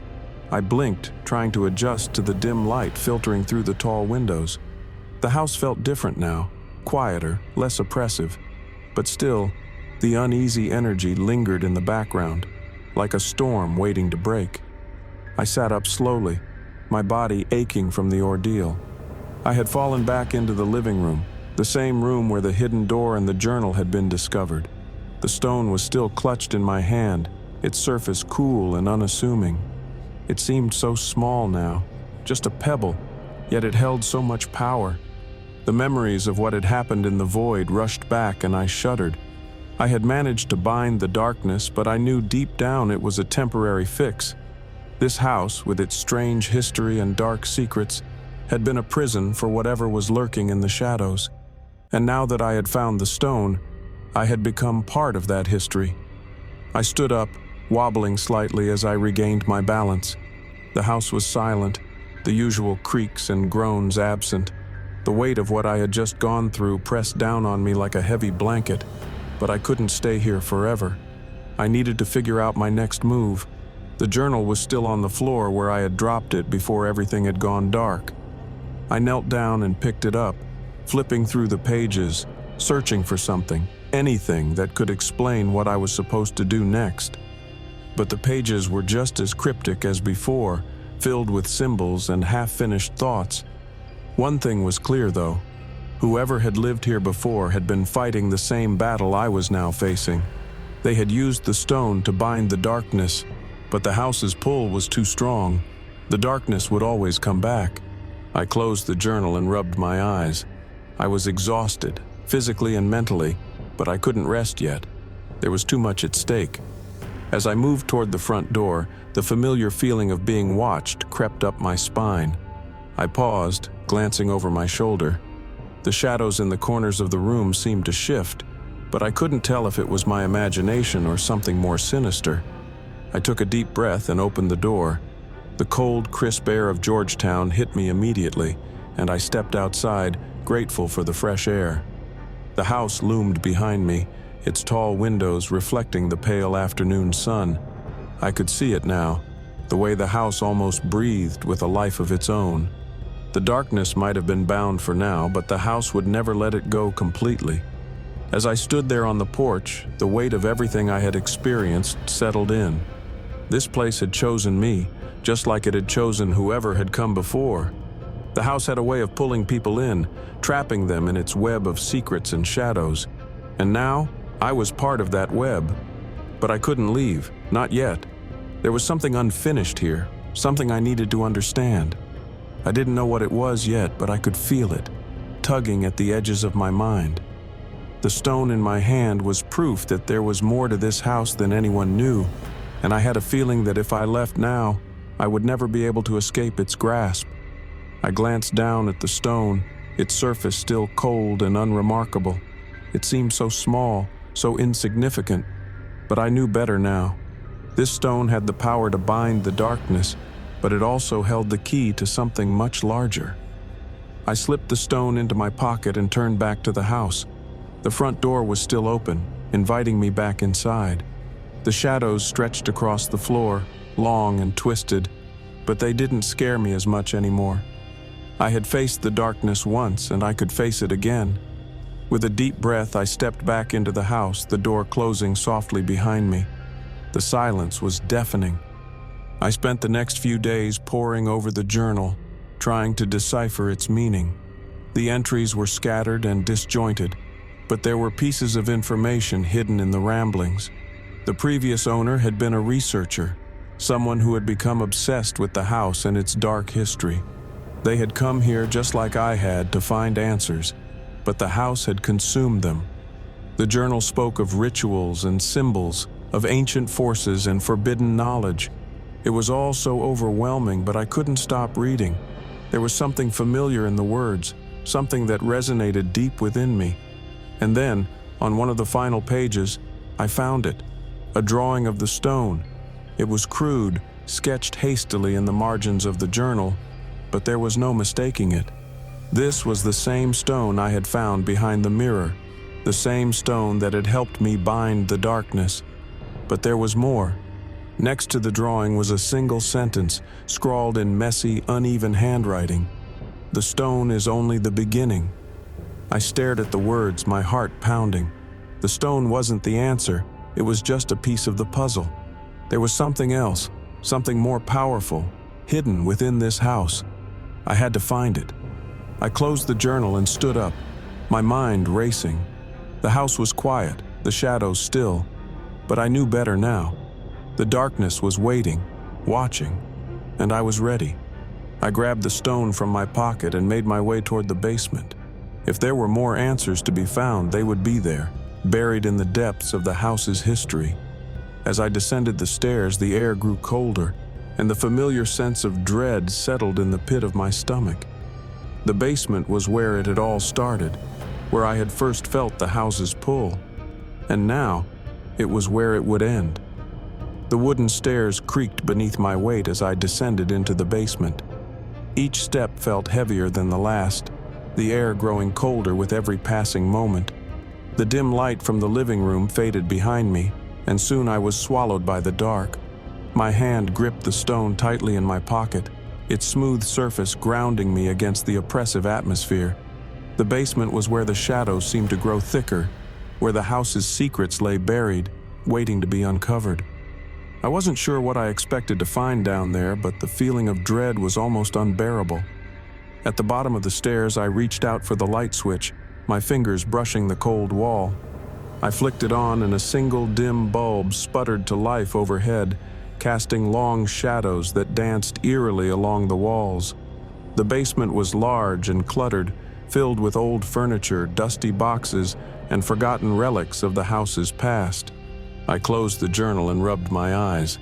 I was exhausted, physically and mentally, but I couldn't rest yet. There was too much at stake. As I moved toward the front door, the familiar feeling of being watched crept up my spine. I paused, glancing over my shoulder. The shadows in the corners of the room seemed to shift, but I couldn't tell if it was my imagination or something more sinister. I took a deep breath and opened the door.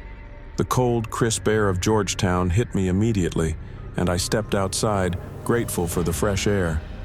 The house loomed behind me, its tall windows reflecting the pale afternoon sun. I could see it now, the way the house almost breathed with a life of its own. The darkness might have been bound for now, but the house would never let it go completely. As I stood there on the porch, the weight of everything I had experienced settled in.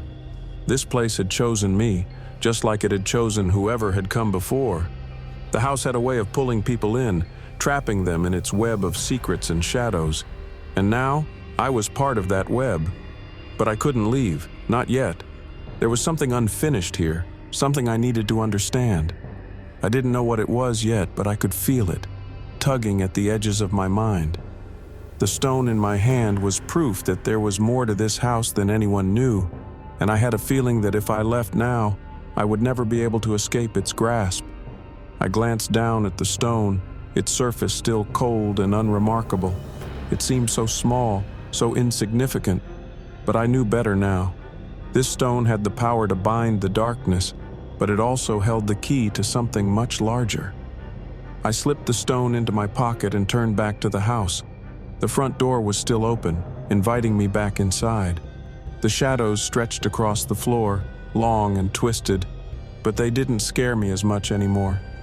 I had faced the darkness once, and I could face it again. With a deep breath, I stepped back into the house, the door closing softly behind me. The silence was deafening. I spent the next few days poring over the journal, trying to decipher its meaning. The entries were scattered and disjointed, but there were pieces of information hidden in the ramblings. The previous owner had been a researcher, someone who had become obsessed with the house and its dark history. They had come here just like I had to find answers, but the house had consumed them. The journal spoke of rituals and symbols, of ancient forces and forbidden knowledge. It was all so overwhelming, but I couldn't stop reading. There was something familiar in the words, something that resonated deep within me. And then, on one of the final pages, I found it, a drawing of the stone.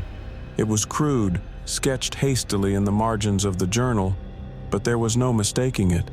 This was the same stone I had found behind the mirror, the same stone that had helped me bind the darkness. But there was more. Next to the drawing was a single sentence, scrawled in messy, uneven handwriting. "The stone is only the beginning." I stared at the words, my heart pounding. The stone wasn't the answer. It was just a piece of the puzzle.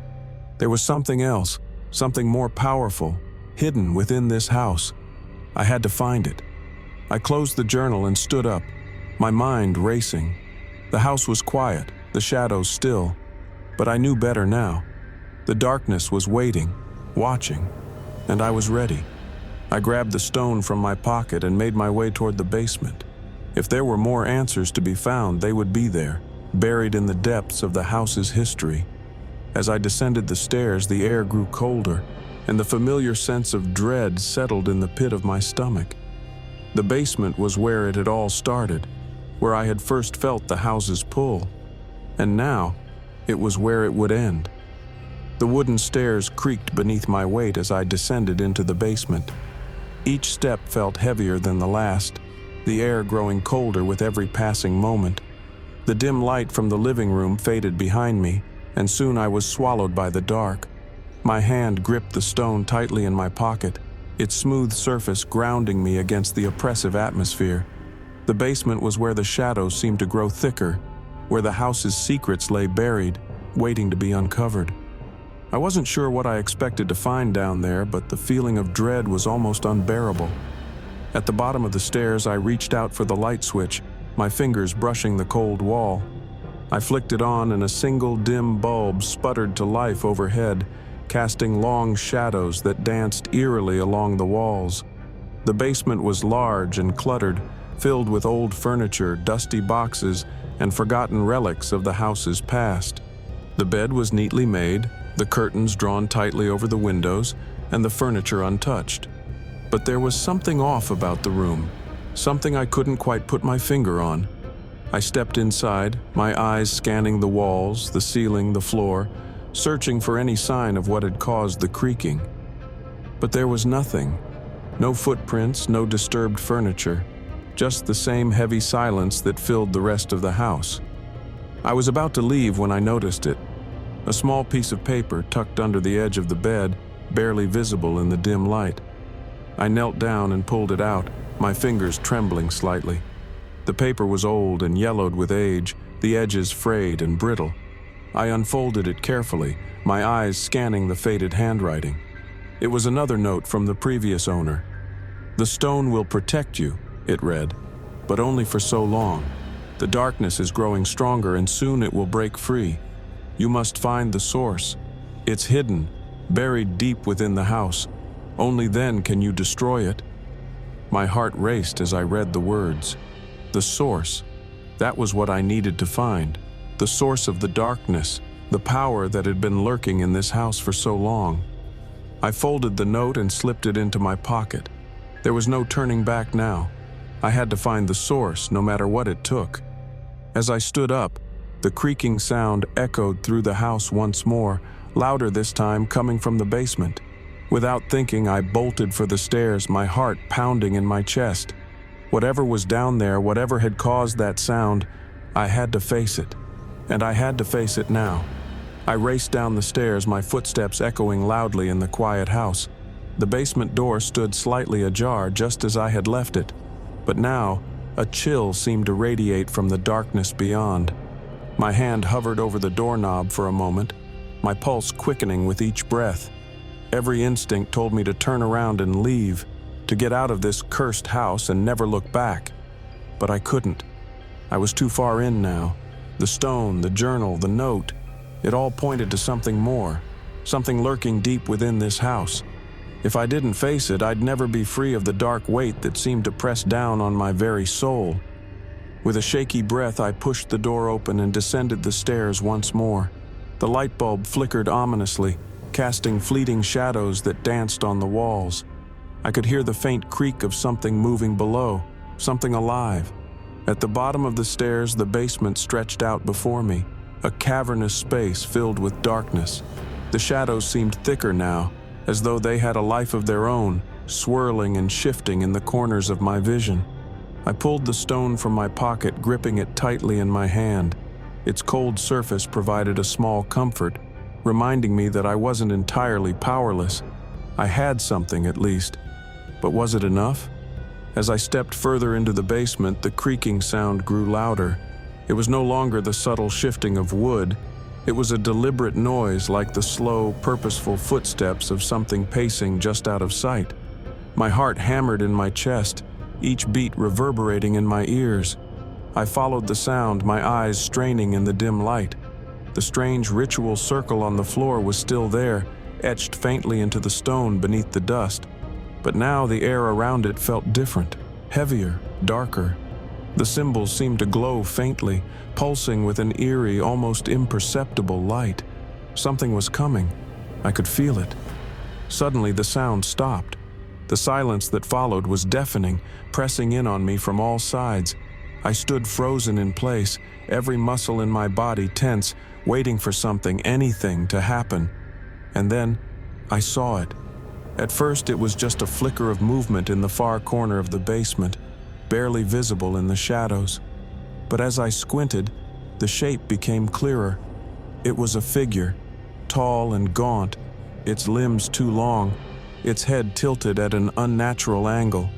It stood perfectly still, watching me from the darkness. My breath caught in my throat. My mind screamed at me to run, but my legs refused to move. I was rooted to the spot, unable to tear my eyes away from the thing in the corner. The figure shifted slightly, its head turning slowly toward me. For a long, terrible moment, we stood there, staring at each other in the suffocating silence. I could feel its eyes on me, cold and unblinking, boring into my very soul. And then, it moved. With a fluid, unnatural grace, the figure stepped forward, its long limbs bending and twisting in ways that shouldn't have been possible. It moved slowly, deliberately, each step bringing it closer to me. I backed up instinctively, my heart racing, but there was nowhere to go. The walls of the basement loomed around me, trapping me in. My hand tightened around the stone, its smooth surface now warm from my grip. I had no idea what this thing was, but I knew one thing for certain. It wasn't human, and it wasn't here to help me. The figure stopped a few feet in front of me, its face still shrouded in shadow. I could feel the cold radiating from its body, an unnatural chill that seemed to seep into my bones. For a moment it just stood there, watching me with those cold, unseen eyes. And then, it spoke. Its voice was low and hollow, like the whisper of wind through an empty grave. "You shouldn't have come here." I swallowed hard, my throat dry. "Who? What are you?" I managed to stammer. The figure didn't answer right away. Instead, it tilted its head to the side as if considering me. "You've touched the stone," it said finally, its voice sending a shiver down my spine. "You've bound yourself to this place." I glanced down at the stone in my hand, the weight of its significance hitting me all at once. "I didn't mean to," I said, my voice barely a whisper. "I just wanted to understand what was happening here." The figure's head tilted the other way, its long fingers twitching slightly at its sides. "This house," it said slowly, "is not what it seems. It is a doorway, a bridge between worlds." I felt a chill crawl up my spine. A doorway? To where? The figure's hollow eyes seemed to pierce through me. To the place where the darkness lives. To the void. I took a step back, my mind racing. A doorway? A bridge between worlds? I didn't know what I had expected when I moved into this house, but it certainly wasn't this. The journal, the rituals, the strange occurrences, they all made a twisted sort of sense now. "I want to stop it," I said, my voice trembling. "I want to stop the darkness from coming through." The figure let out a low, guttural laugh, a sound that sent shivers through my entire body. "You cannot stop it," it said. "The darkness is already here. It has always been here." I shook my head, refusing to believe it. "There must be a way," I insisted. "The journal, the stone, it said I could fight back." The figure shifted slightly, its long limbs bending unnaturally as it took another step toward me. "The stone binds you to this place," it said, "but it also binds the darkness to you. You cannot fight it. You can only survive it." Survive it. The words echoed in my mind, filling me with a cold, creeping dread. Was that all I could hope for? To survive while the darkness continued to spread, consuming everything in its path? I looked down at the stone in my hand. its surface now glowing faintly in the dim light. It felt heavier than before, as if it was drawing me deeper into the house's twisted web. "There's more to this," I said, my voice steadying as I met the figure's gaze. "The journal mentioned a source, something that can be destroyed." The figure's head snapped toward me, its hollow eyes narrowing. "The source is hidden," it hissed, "buried deep within the house, but finding it will not save you." I took a deep breath, steeling myself. "I have to try." The figure's eyes burned into me for a long moment, and then, without another word, it stepped back into the shadows, disappearing as quickly as it had come. I stood there alone in the basement, my heart racing, my mind swirling with questions. The figure's words echoed in my head. "The darkness is already here. You cannot fight it. You can only survive it." But I wasn't ready to give up yet. There was still hope. There had to be. I turned and headed back up the stairs, determination settling in my chest like a weight. The house may have been a doorway, a bridge between worlds, but I wasn't going to let it consume me, not without a fight. I had to find the source, and I had to destroy it, whatever it took.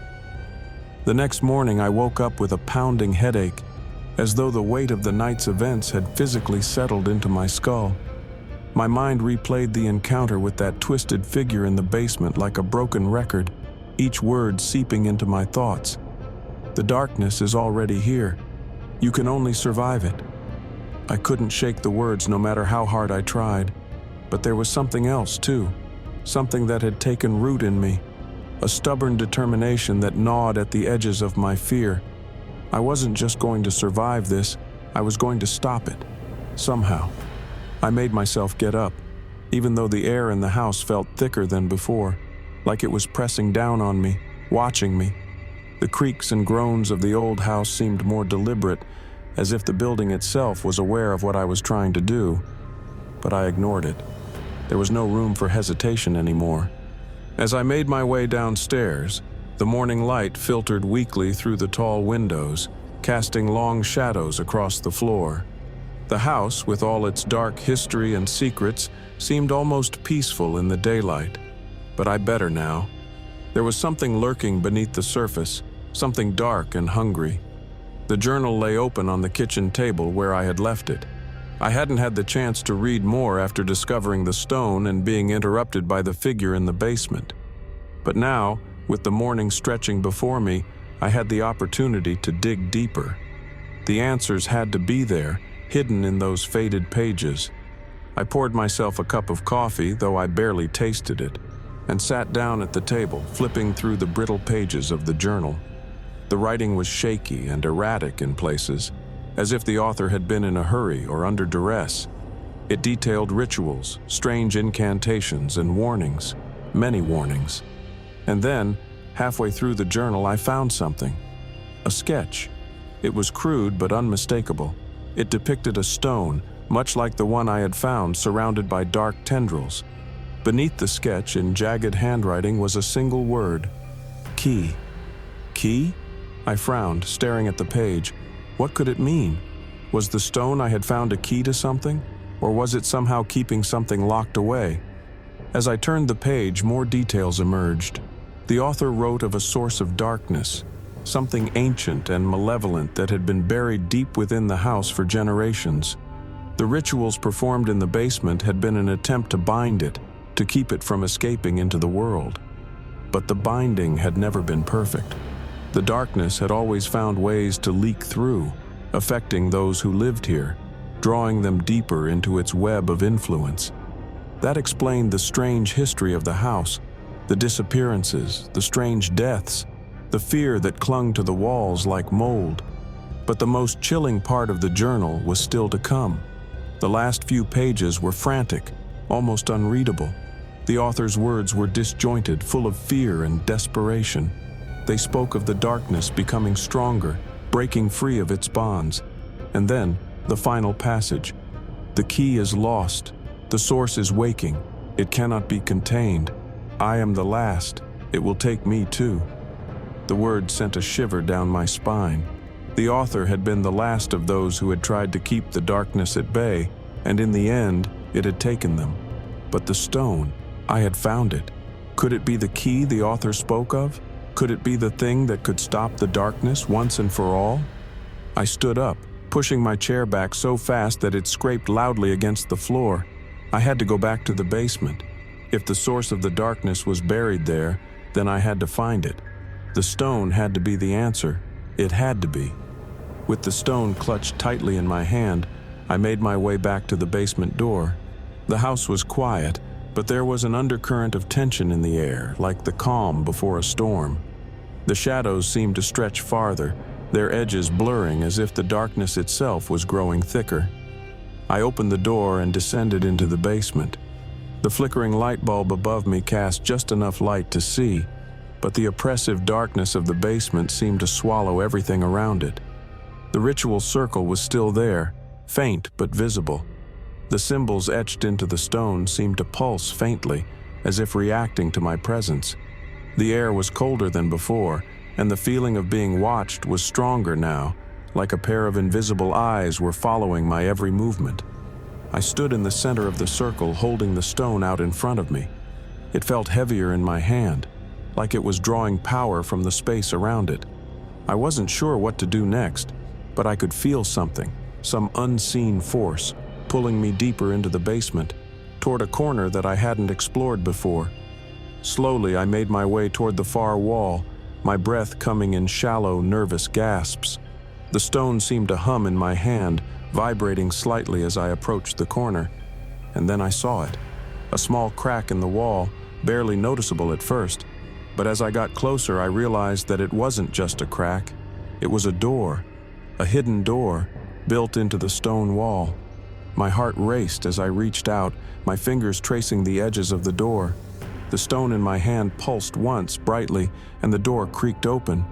Beyond the door was a small, dark passage. The air was thick with the scent of damp earth and something else, something rotten. I hesitated for a moment, my mind screaming at me to turn back, to get out of this house and never return. But I couldn't. I had come too far. I stepped into the passage, the walls closing in around me as I moved deeper into the earth. The stone glowed faintly, casting just enough light to see by. The air grew colder with each step, and the feeling of being watched intensified, as though the very walls were alive, waiting for me to make a mistake. After what felt like an eternity, I emerged into a small chamber. It was circular, with walls of rough stone and a floor covered in dirt. In the center of the room stood a large, ancient-looking altar, and on the altar, pulsating with a dark, malevolent energy, was something that made my blood run cold. It was a stone, much like the one I held, but larger, darker. It seemed to pulse with a life of its own, tendrils of shadow curling off of it like smoke. The source. I knew without a doubt that this was it. This was the thing that had been poisoning the house for generations, the thing that had drawn me here. But how could I stop it? What was I supposed to do? As I approached the altar, the stone in my hand began to glow brighter, almost blindingly. The two stones, mine and the one on the altar, seemed to react to each other, vibrating with an unseen energy. I placed my stone on the altar next to the larger one. The air around me crackled with power, and I could feel the darkness pressing in, as though it knew what I was trying to do. For a moment, nothing happened. And then, with a deafening roar, the stones shattered. A blinding light filled the chamber, and the darkness screamed, a sound so terrible and inhuman that I fell to my knees, covering my ears. The ground beneath me shook, and the air was thick with the scent of burning shadows. And then, just as suddenly as it had begun, the light faded, and the chamber was silent. I opened my eyes, my heart pounding in my chest. The stones were gone, their shattered remains scattered across the altar. The darkness, the malevolent force that had haunted the house, was gone. I stood there for a long moment, breathing heavily, my body trembling with exhaustion and relief. It was over. I had destroyed the source. But as I made my way back through the passage and up into the house, I couldn't shake the feeling that something wasn't right. The house was quiet, too quiet, and the shadows still felt wrong. I stepped out of the basement and into the hallway, my breath catching in my throat as I realized the terrible truth. The darkness wasn't gone. It was everywhere, and it had just begun to wake. The moment I stepped into the hallway, the overwhelming realization hit me like a freight train. My body froze, and every sense screamed danger. It was as if the very air I was breathing had turned thick with malice, wrapping around me like an invisible predator. My heart raced in my chest, pounding against my ribs, trying to keep up with the terror surging through my veins. The house, once just an eerie structure, now felt like it had come alive. The walls seemed to pulsate, shifting ever so slightly, as though they were breathing along with me. The creaks and groans that had once been random noises now formed a chilling rhythm, one that made my skin crawl. I took a deep breath and tried to steady myself, but it did nothing to calm the growing storm inside me. I had destroyed the stone. I had done everything I was supposed to do, but if the darkness was still here, if it hadn't been bound like the journal said, then what had I just unleashed? I turned around to look at the basement door, which now seemed to loom larger and darker than before, the frame warping ever so slightly, as if it were expanding. But I knew going back down there wouldn't help. The basement had been the cage, the place where the darkness had been trapped for generations. Now, I feared, it was free, and it had spread throughout the entire house. The thought made my stomach turn.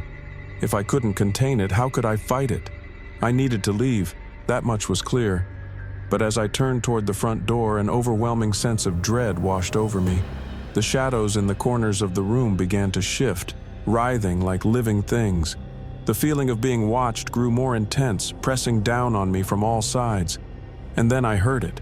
A voice, soft at first, like a distant whisper. It echoed through the hallways, bouncing off the walls, growing louder and more distinct. "You can't leave." The words slithered into my mind, crawling under my skin. My breath hitched, and my hands shook as I looked around, trying to find the source of the voice. But there was no one there, only shadows, shifting and twisting, almost as if they were laughing at me. "You think you can run?" The voice was clearer now, almost mocking.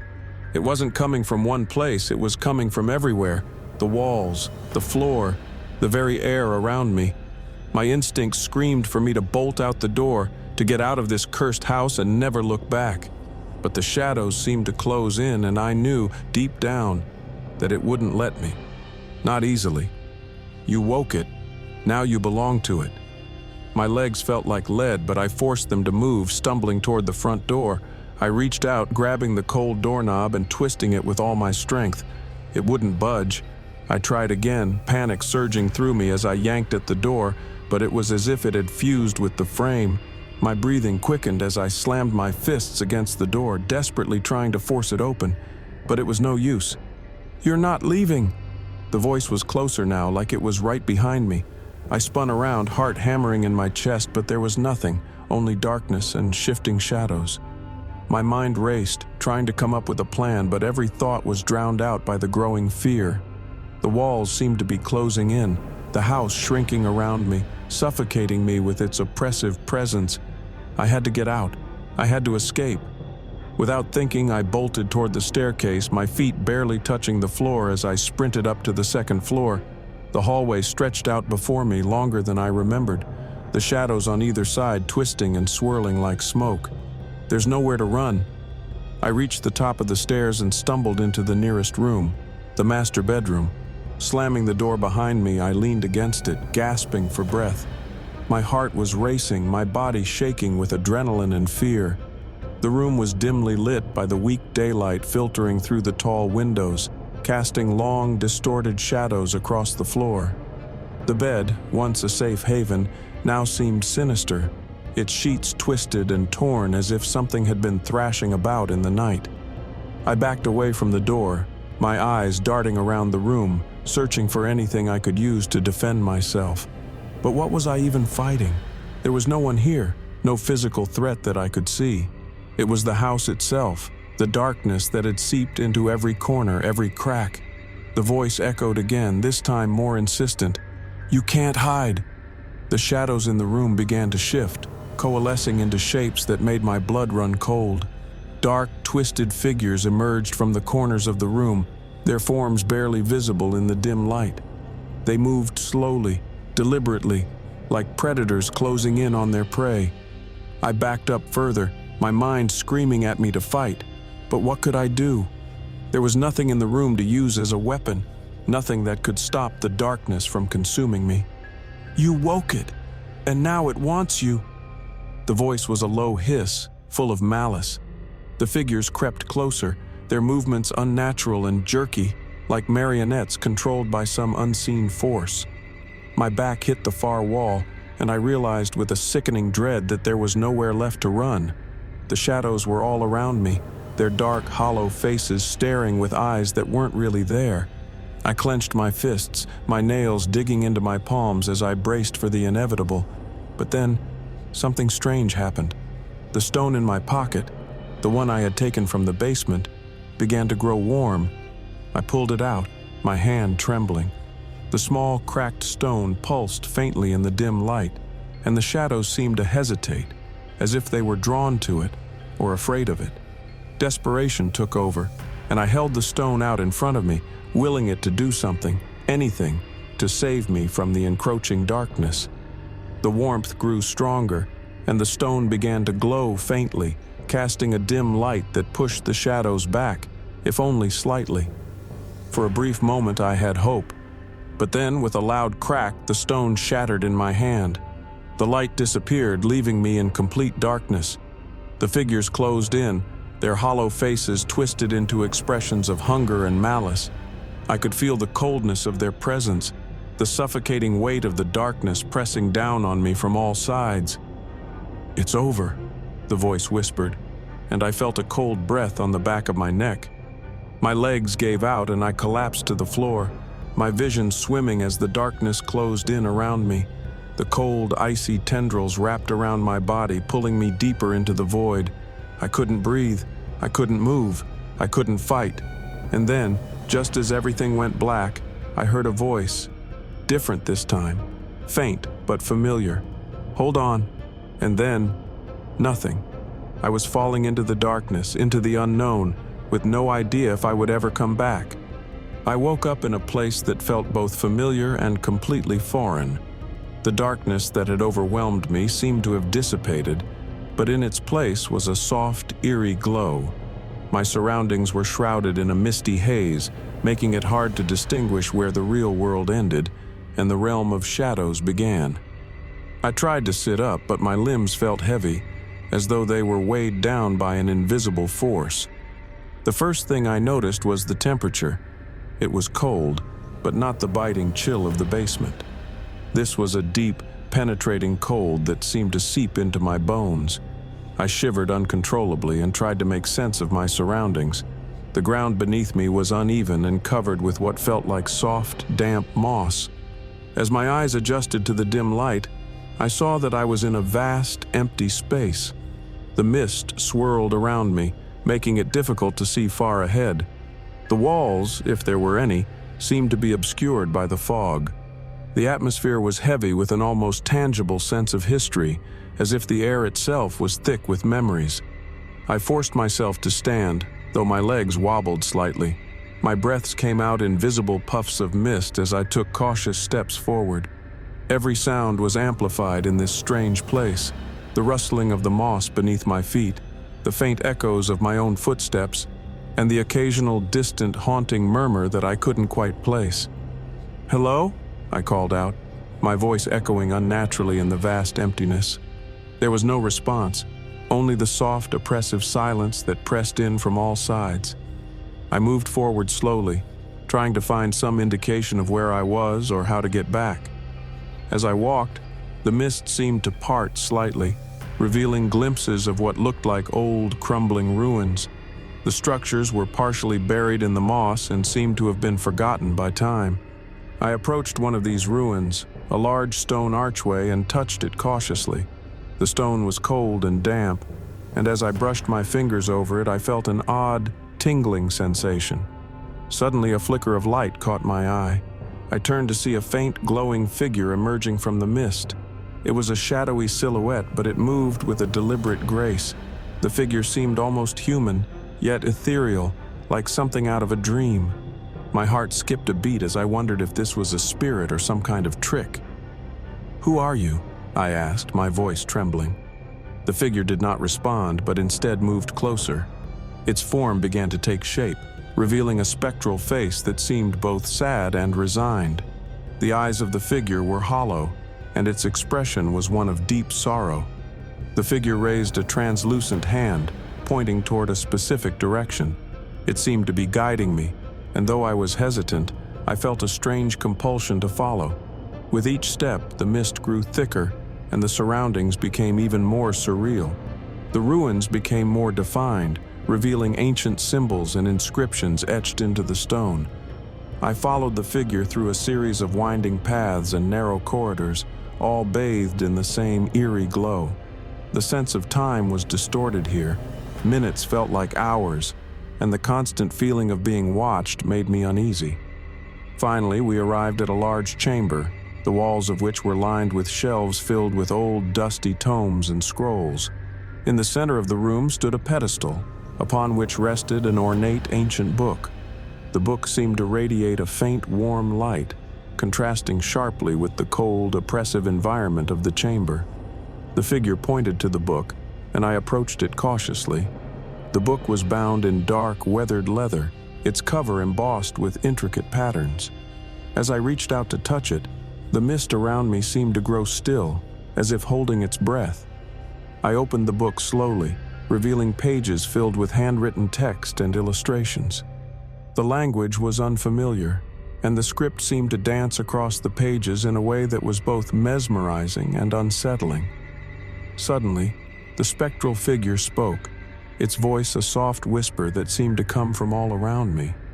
"This is the Book of Binding," it said. "It holds the secrets of the past and the power to control the darkness." I looked up, but the figure was fading, its form dissolving into the mist. "Wait!" I called out, but there was no response. The figure was gone, leaving me alone with the book. I turned back to the pages, trying to decipher the text.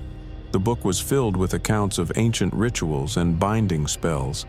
One passage in particular caught my eye. It described a ritual to contain a powerful darkness, a force that could only be held at bay by a special incantation and the binding of a powerful artifact. I had seen that artifact before, the stone I had found in the basement. It had been used to trap the darkness, but I had inadvertently released it. The book suggested that to restore the balance, I needed to perform a counter-ritual, using the artifact and the knowledge contained within these pages. With renewed determination, I began to study the book, memorizing the incantations and preparing to perform the ritual. I knew that time was of the essence and that I needed to act quickly to prevent the darkness from spreading further. As I worked, the chamber seemed to come alive with a subtle energy. The mist thickened and the shadows danced, but I remained focused, knowing that the fate of the house, and perhaps much more, rested on my shoulders. By the time I finished preparing, the spectral figure had vanished completely, leaving me alone in the dimly lit chamber with only the ancient book and my own resolve. The ritual was complex, requiring precise timing and careful execution.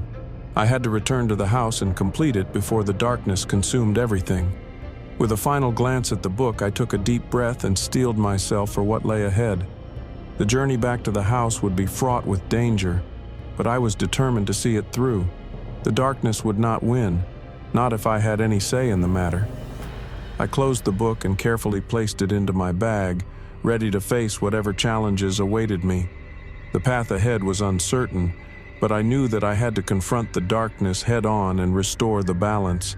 The echoes of the past had guided me here, and now it was up to me to make things right. The journey back through the mists was fraught with an unsettling silence. The once distant whispers seemed to grow louder, almost as if they were following me. Each step I took felt heavier than the last, and the cold seeping through my clothes only intensified the foreboding atmosphere. As I moved through the shifting fog, the remnants of the ancient ruins gradually faded away, replaced by the familiar, though now eerily quiet, surroundings of the house. The house itself seemed different. The shadows appeared darker, the creaks more pronounced. Every corner held a potential threat. Every whisper of wind felt like a portent of impending doom.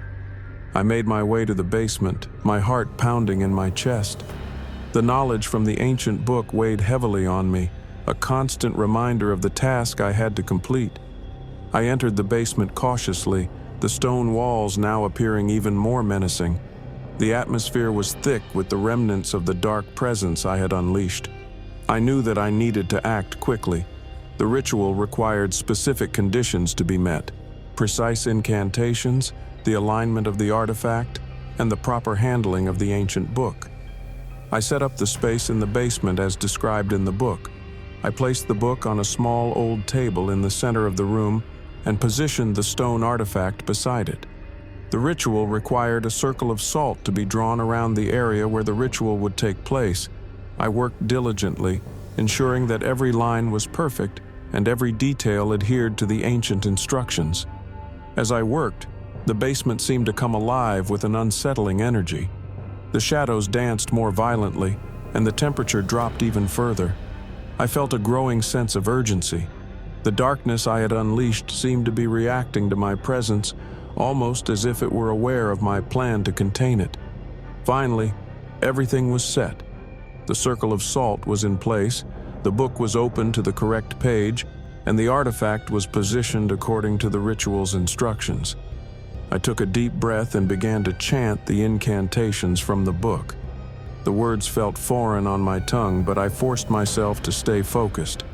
The moment I began the ritual, the shadows in the basement seemed to react violently. The darkness coalesced into a swirling mass, trying to break through the circle of salt.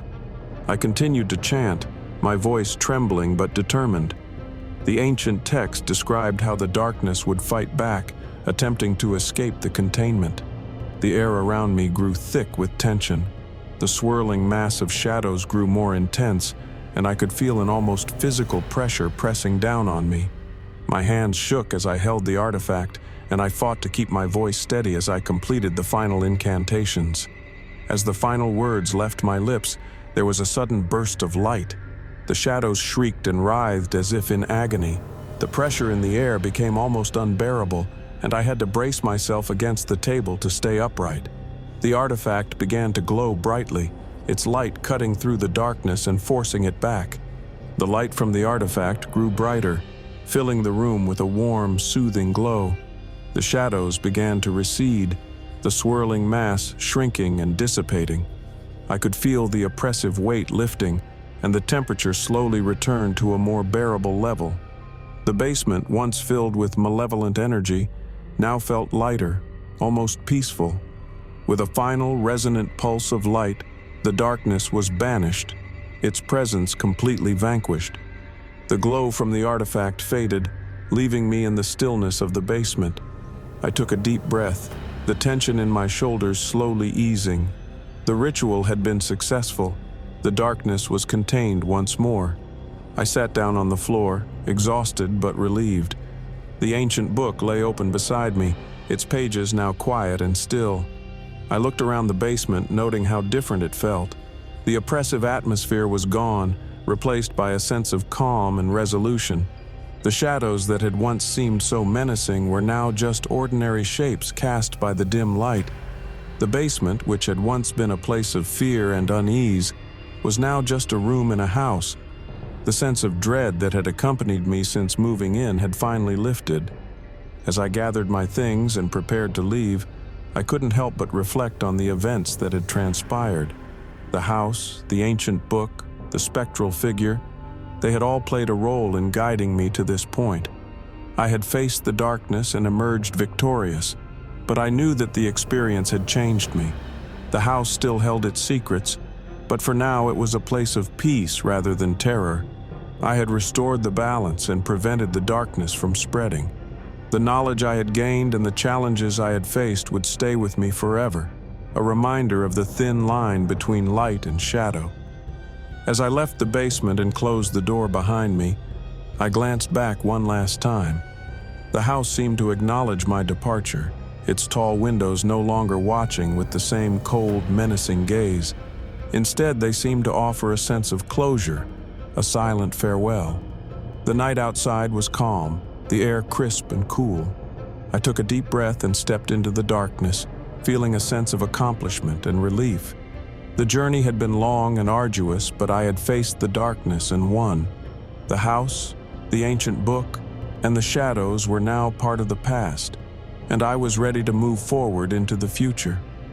I had hoped that leaving the house behind would mark the end of the ordeal, but the echoes of what I had experienced lingered in my mind. The streets of Georgetown were as quiet as ever, with the same peaceful atmosphere I had first encountered. Yet, despite the calm exterior, I couldn't shake the feeling that something had changed within me. The house, now just a structure of wood and stone, seemed like a distant memory, but its impact was still palpable. The events I had lived through, facing the darkness, conducting the ritual, had left an indelible mark on my psyche. It was as if the shadows I had vanquished had left behind a residue, a faint but persistent echo. I decided to take a break and visit the nearby town to clear my mind. The small shops and cafes offered a welcome distraction. I wandered through the streets, observing the normalcy of everyday life. The townspeople went about their business with an ease that felt almost alien to me now. Their laughter, their conversations, all seemed to highlight how different my world had become. While sipping coffee in a quaint cafe, I noticed a local newspaper with a headline about a series of strange occurrences in the area. Curious, I picked up the paper and scanned the articles. They spoke of unexplained phenomena, odd sightings, and a general sense of unease that had begun to settle over the town. The coincidences were unsettling, and I couldn't ignore the nagging thought that perhaps the darkness I had dealt with had left a ripple effect on the world around me. As the days passed, the unsettling feeling persisted. I tried to resume my normal routine, but my thoughts frequently drifted back to the house and the ritual.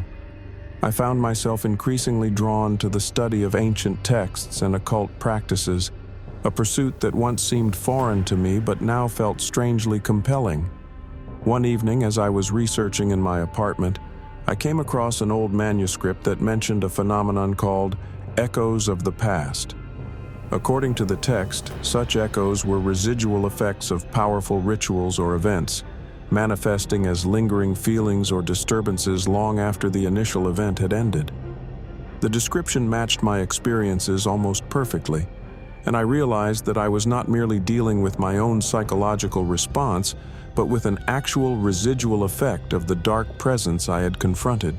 The manuscript suggested that to fully understand and mitigate the impact of these echoes, one must confront them directly.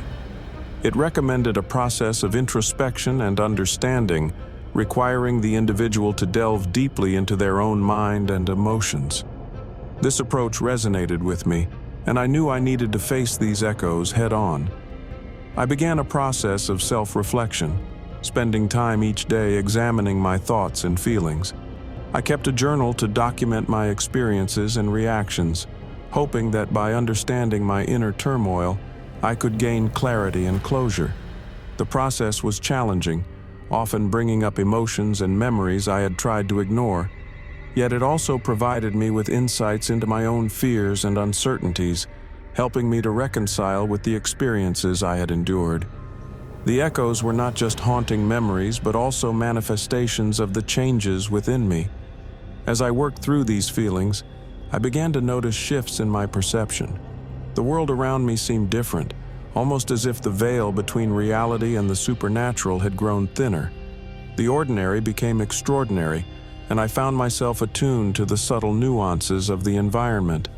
One particular night, as I was reflecting on my experiences, I had a vivid dream. In the dream, I found myself back in the basement of the house, standing in the center of the ritual circle.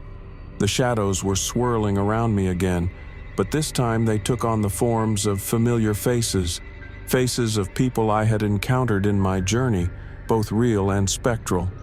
They looked at me with a mixture of curiosity and sadness, as if waiting for me to understand something crucial. The dream left me with a deep sense of unresolved emotion. I woke up with a start, my heart racing. It was clear that the echoes were not just about the ritual, but also about my own journey, and the people who had been part of it. I realized that to find complete resolution, I needed to reconcile with these aspects of my life. In the following days, I made an effort to reconnect with people from my past, reaching out to old friends and acquaintances. I spoke to them about my experiences, sharing what I had learned and how it had affected me. The conversations were therapeutic, allowing me to process my thoughts and feelings more fully. It became evident that the journey I had undertaken was not just about confronting external darkness, but also about addressing internal conflicts and relationships.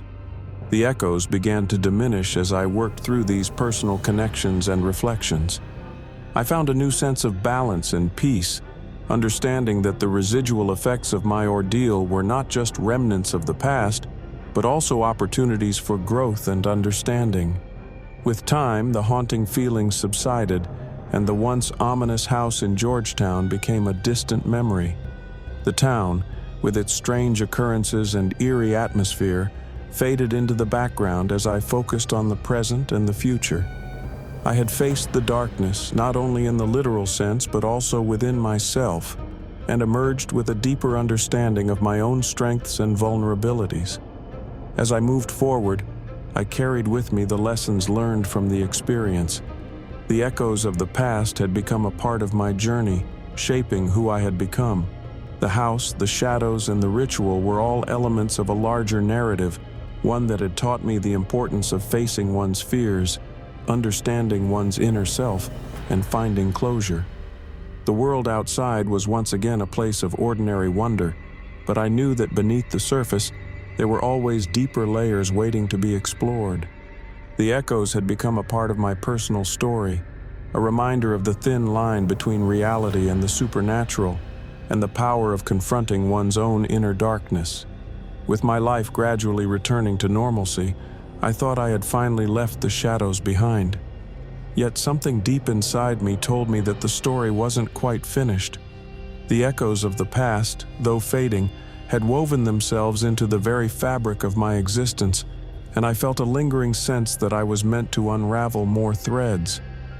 One crisp autumn morning, while sifting through old boxes of personal items, I stumbled upon a box that had been tucked away for years. Inside were letters and photographs from my earlier days, snapshots of a simpler time before the darkness had entered my life. As I rifled through the contents, I found a yellowed envelope addressed to me in a handwriting that was unfamiliar. The letter inside was dated years before my Georgetown experience and carried a chilling message. The letter, written in a shaky hand, spoke of a force that had been following me, an entity that would soon make itself known. It was cryptic and vague, mentioning an ancient curse and a binding ritual. As I read the words, an unsettling realization dawned on me. This was not just about the house or the shadows, but something much deeper and more personal. The letter seemed to hint at a connection between my past and the supernatural events I had faced. Determined to understand more, I reached out to an old friend, Dr. Laura Evans, a historian and expert in local folklore and legends. Laura had always been fascinated by ancient myths and had helped me before. She agreed to meet with me, intrigued by the mysterious letter and eager to assist. We met at a local library, its walls lined with shelves of ancient tomes and manuscripts. Laura was already poring over a collection of books when I arrived, her face illuminated by the glow of a desk lamp. I handed her the letter and she read it with a furrowed brow. "This is peculiar," Laura said, handing the letter back to me. "It speaks of an old curse and ritual that are not widely known. There are legends about entities that follow individuals and influence their lives, but this letter suggests a more personal connection.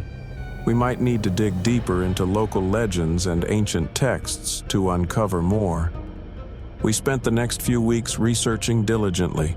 Laura and I pored over old manuscripts, visited local archives, and spoke with historians who had knowledge of ancient curses and rituals. The process was exhaustive, but we were determined to uncover the truth. Our research led us to a series of old legends about a hidden network of rituals and curses that were believed to have been practiced in secret for centuries. The more we discovered, the more I began to feel a strange sense of familiarity. The stories spoke of a chosen individual who would face trials and confront dark forces, similar to my own experiences. One legend in particular stood out. It described a ritual intended to bind a powerful entity to a specific lineage or individual. This entity, once bound, would subtly influence and guide the person's actions, often pushing them towards certain events or choices. The legend suggested that only by understanding and confronting the entity could the individual break free from its influence. I couldn't ignore the parallels between the legend and my own life. The rituals I had faced and the strange occurrences seemed to fit the pattern described in the texts. The letter I had found appeared to be a warning from someone who knew about the curse and wanted me to prepare. Our investigation led us to a secluded old mansion on the outskirts of town, a place mentioned in the legends as a site of past rituals. Laura and I decided to visit the mansion, hoping to find clues that could shed light on the curse and its connection to my past. The mansion was a decrepit building, its grandeur long faded. As we approached, the air grew heavy with an oppressive silence. The mansion's once grand facade was now cracked and overgrown with ivy. The atmosphere was eerily still, and a sense of foreboding filled the air. We cautiously entered the mansion, our footsteps echoing through the empty halls. The interior was dusty and abandoned, with cobwebs hanging from the corners. We made our way to the basement, where we hoped to find evidence of the rituals described in the legends. In the basement, we discovered a hidden chamber, its door concealed behind a bookcase. The chamber was filled with strange symbols and artifacts, many of which matched the descriptions in the texts we had studied. It was clear that this place had been used for powerful and secretive rituals. Among the artifacts, we found an old journal, its pages filled with detailed accounts of rituals and incantations. The journal belonged to a practitioner of the dark arts, and its entries revealed the methods used to bind entities and influence individuals. The more we read, the more I realized that my own experiences were part of a much larger and more complex story. As we continued our exploration, Laura and I encountered a series of strange occurrences.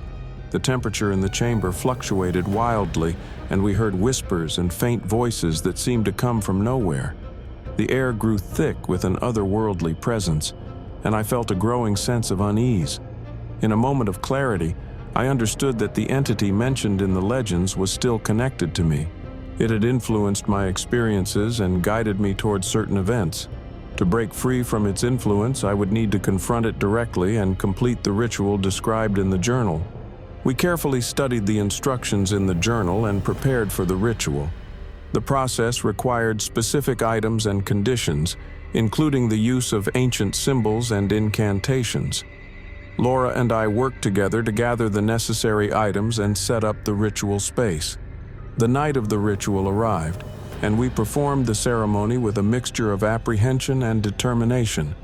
The ritual involved invoking the entity and confronting it directly, demanding that it release its hold over me. The chamber was filled with an intense energy as we recited the incantations and performed the necessary actions. As the ritual progressed, the presence in the chamber grew stronger, and I felt a surge of emotions and memories. The entity seemed to resist, but with each passing moment its influence began to wane.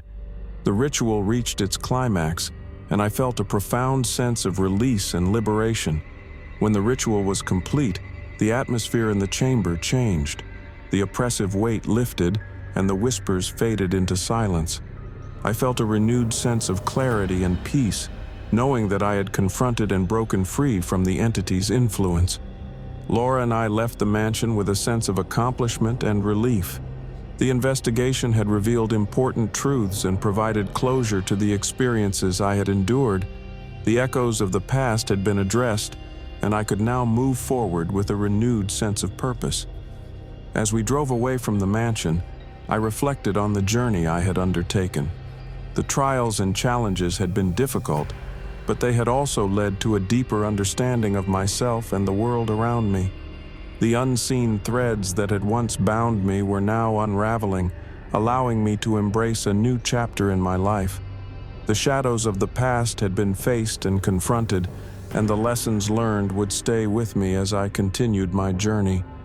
The world was once again filled with ordinary wonder, and I felt a renewed sense of hope and possibility.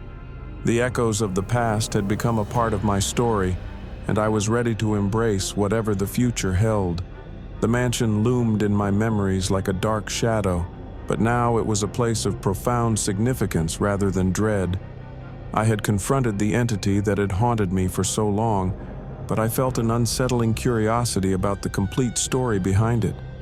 Something within me was still seeking answers, wanting to understand the full scope of the curse and the rituals that had influenced my life. Laura and I had completed our ritual, but we knew that the journal and artifacts we had found were only pieces of a much larger puzzle. As we drove back to the city, I couldn't shake the feeling that there was still something important we needed to uncover. We had learned a lot, but there was a lingering question. Why had the entity chosen me, and what was the true nature of the curse? We decided to continue our investigation, focusing on piecing together the broader history of the mansion and its connection to the rituals described in the journal. We contacted historians, local experts, and even descendants of people who had lived in the area long ago. Our goal was to trace the origins of the curse and understand its full impact. Our research led us to a series of historical records and family archives that revealed more about the mansion's history. We discovered that the mansion had once belonged to a powerful family with a dark reputation.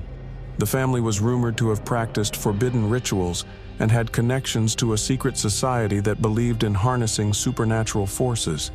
The family's patriarch, a man named Edward Blackwood, had been a prominent figure in the occult community. His name appeared frequently in historical records and documents related to dark rituals and ancient curses. The more we learned about him, the more it became clear that he had been a central figure in the events that had unfolded in the mansion. According to the records, Edward Blackwood had conducted a series of rituals intended to gain control over supernatural entities. He sought to bind these entities to his family, believing that this would grant them power and protection. However, the rituals were fraught with danger, and the entities he attempted to control were malevolent and resistant. The curse that had followed me seemed to be a remnant of these ancient rituals. The entities bound by Blackwood's rituals had continued to influence the lives of his descendants and others connected to the mansion. It became evident that my own experiences were a continuation of the curse's effects, extending beyond the original rituals and impacting those who came into contact with the mansion. The final revelation had brought clarity and closure, allowing me to move forward with a renewed sense of purpose. The echoes of the past had been addressed, and the future was now open to new possibilities. The journey had been challenging, but it had also been a path to self-discovery and growth. As I stepped into the light of a new day, I embraced the opportunities and experiences that lay ahead. The past had shaped me, but it no longer defined me. The final chapter of the mansion's story had been written, and I was ready to continue my journey, free from the shadows that had once loomed over my life. As the first light of dawn filtered through the mansion's tall windows, a sense of serene finality enveloped me. Laura and I had just completed the last ritual, and the oppressive energy that had clung to the mansion seemed to dissolve into the morning mist. The mansion, once a beacon of malevolence, now appeared as a quiet, still structure, its dark legacy seemingly put to rest. We took one last walk through the mansion, now devoid of its former sinister aura. The once ominous creaks of the floorboards felt like distant memories, and the tall windows, which had once seemed like cold, watchful eyes, now looked out over a peaceful landscape. It was as if the mansion itself had exhaled a long-held breath of relief. "I think it's finally over," Laura said, her voice filled with a mixture of exhaustion and satisfaction. "The curse is broken, and the mansion's dark history has been confronted." I nodded, feeling a profound sense of closure. "It's strange," I said. "Even though the mansion was a place of fear and darkness, it's also where we found the strength to face our deepest fears. It's a reminder that even the darkest places can lead to light." We made our way to the main entrance, the heavy door now feeling light and easy to push open. As we stepped outside, the fresh morning air felt like a cleansing breeze, washing away the remnants of the mansion's curse. The sun was rising, casting a warm, golden light over the landscape. It was a symbol of new beginnings, and for the first time in a long while, I felt truly hopeful. Our next steps were clear. We needed to ensure that the knowledge we had gained about the mansion and its curse would not be lost. We planned to document our findings and share them with historians and researchers who could continue the work we had started. Our hope was that by doing so, we could prevent future tragedies and ensure that the mansion's story would serve as a cautionary tale rather than a source of continued fear. As we prepared to leave, I glanced back at the mansion one last time. It stood there, a silent sentinel to the events that had unfolded within its walls. The mansion's story had been intertwined with my own in ways I could never have imagined, but it was now time to move on. Laura and I drove away from the mansion, the road ahead symbolizing a new chapter in our lives.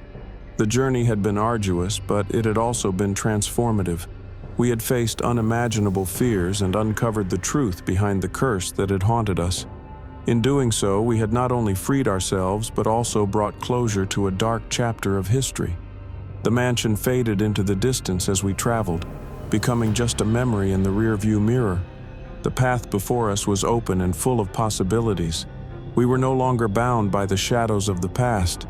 Instead, we were free to embrace the future with a sense of hope and renewal. As we drove through the quiet countryside, the weight of the past seemed to lift, replaced by a sense of peace and optimism. The sun continued to rise, heralding a new day and a new beginning. Our experiences had changed us, and we were ready to face whatever came next with courage and resilience. The final chapter of the mansion's story had been written, but our own stories were just beginning. With the curse behind us and the lessons learned, we were prepared to move forward, knowing that the shadows of the past would no longer hold us back. In the end, the mansion had been more than a place of fear. It had been a crucible of transformation. It had tested us, challenged us, and ultimately helped us find our strength. And as we continued our journey, we carried with us the knowledge that even in the darkest of places there is always a path to the light.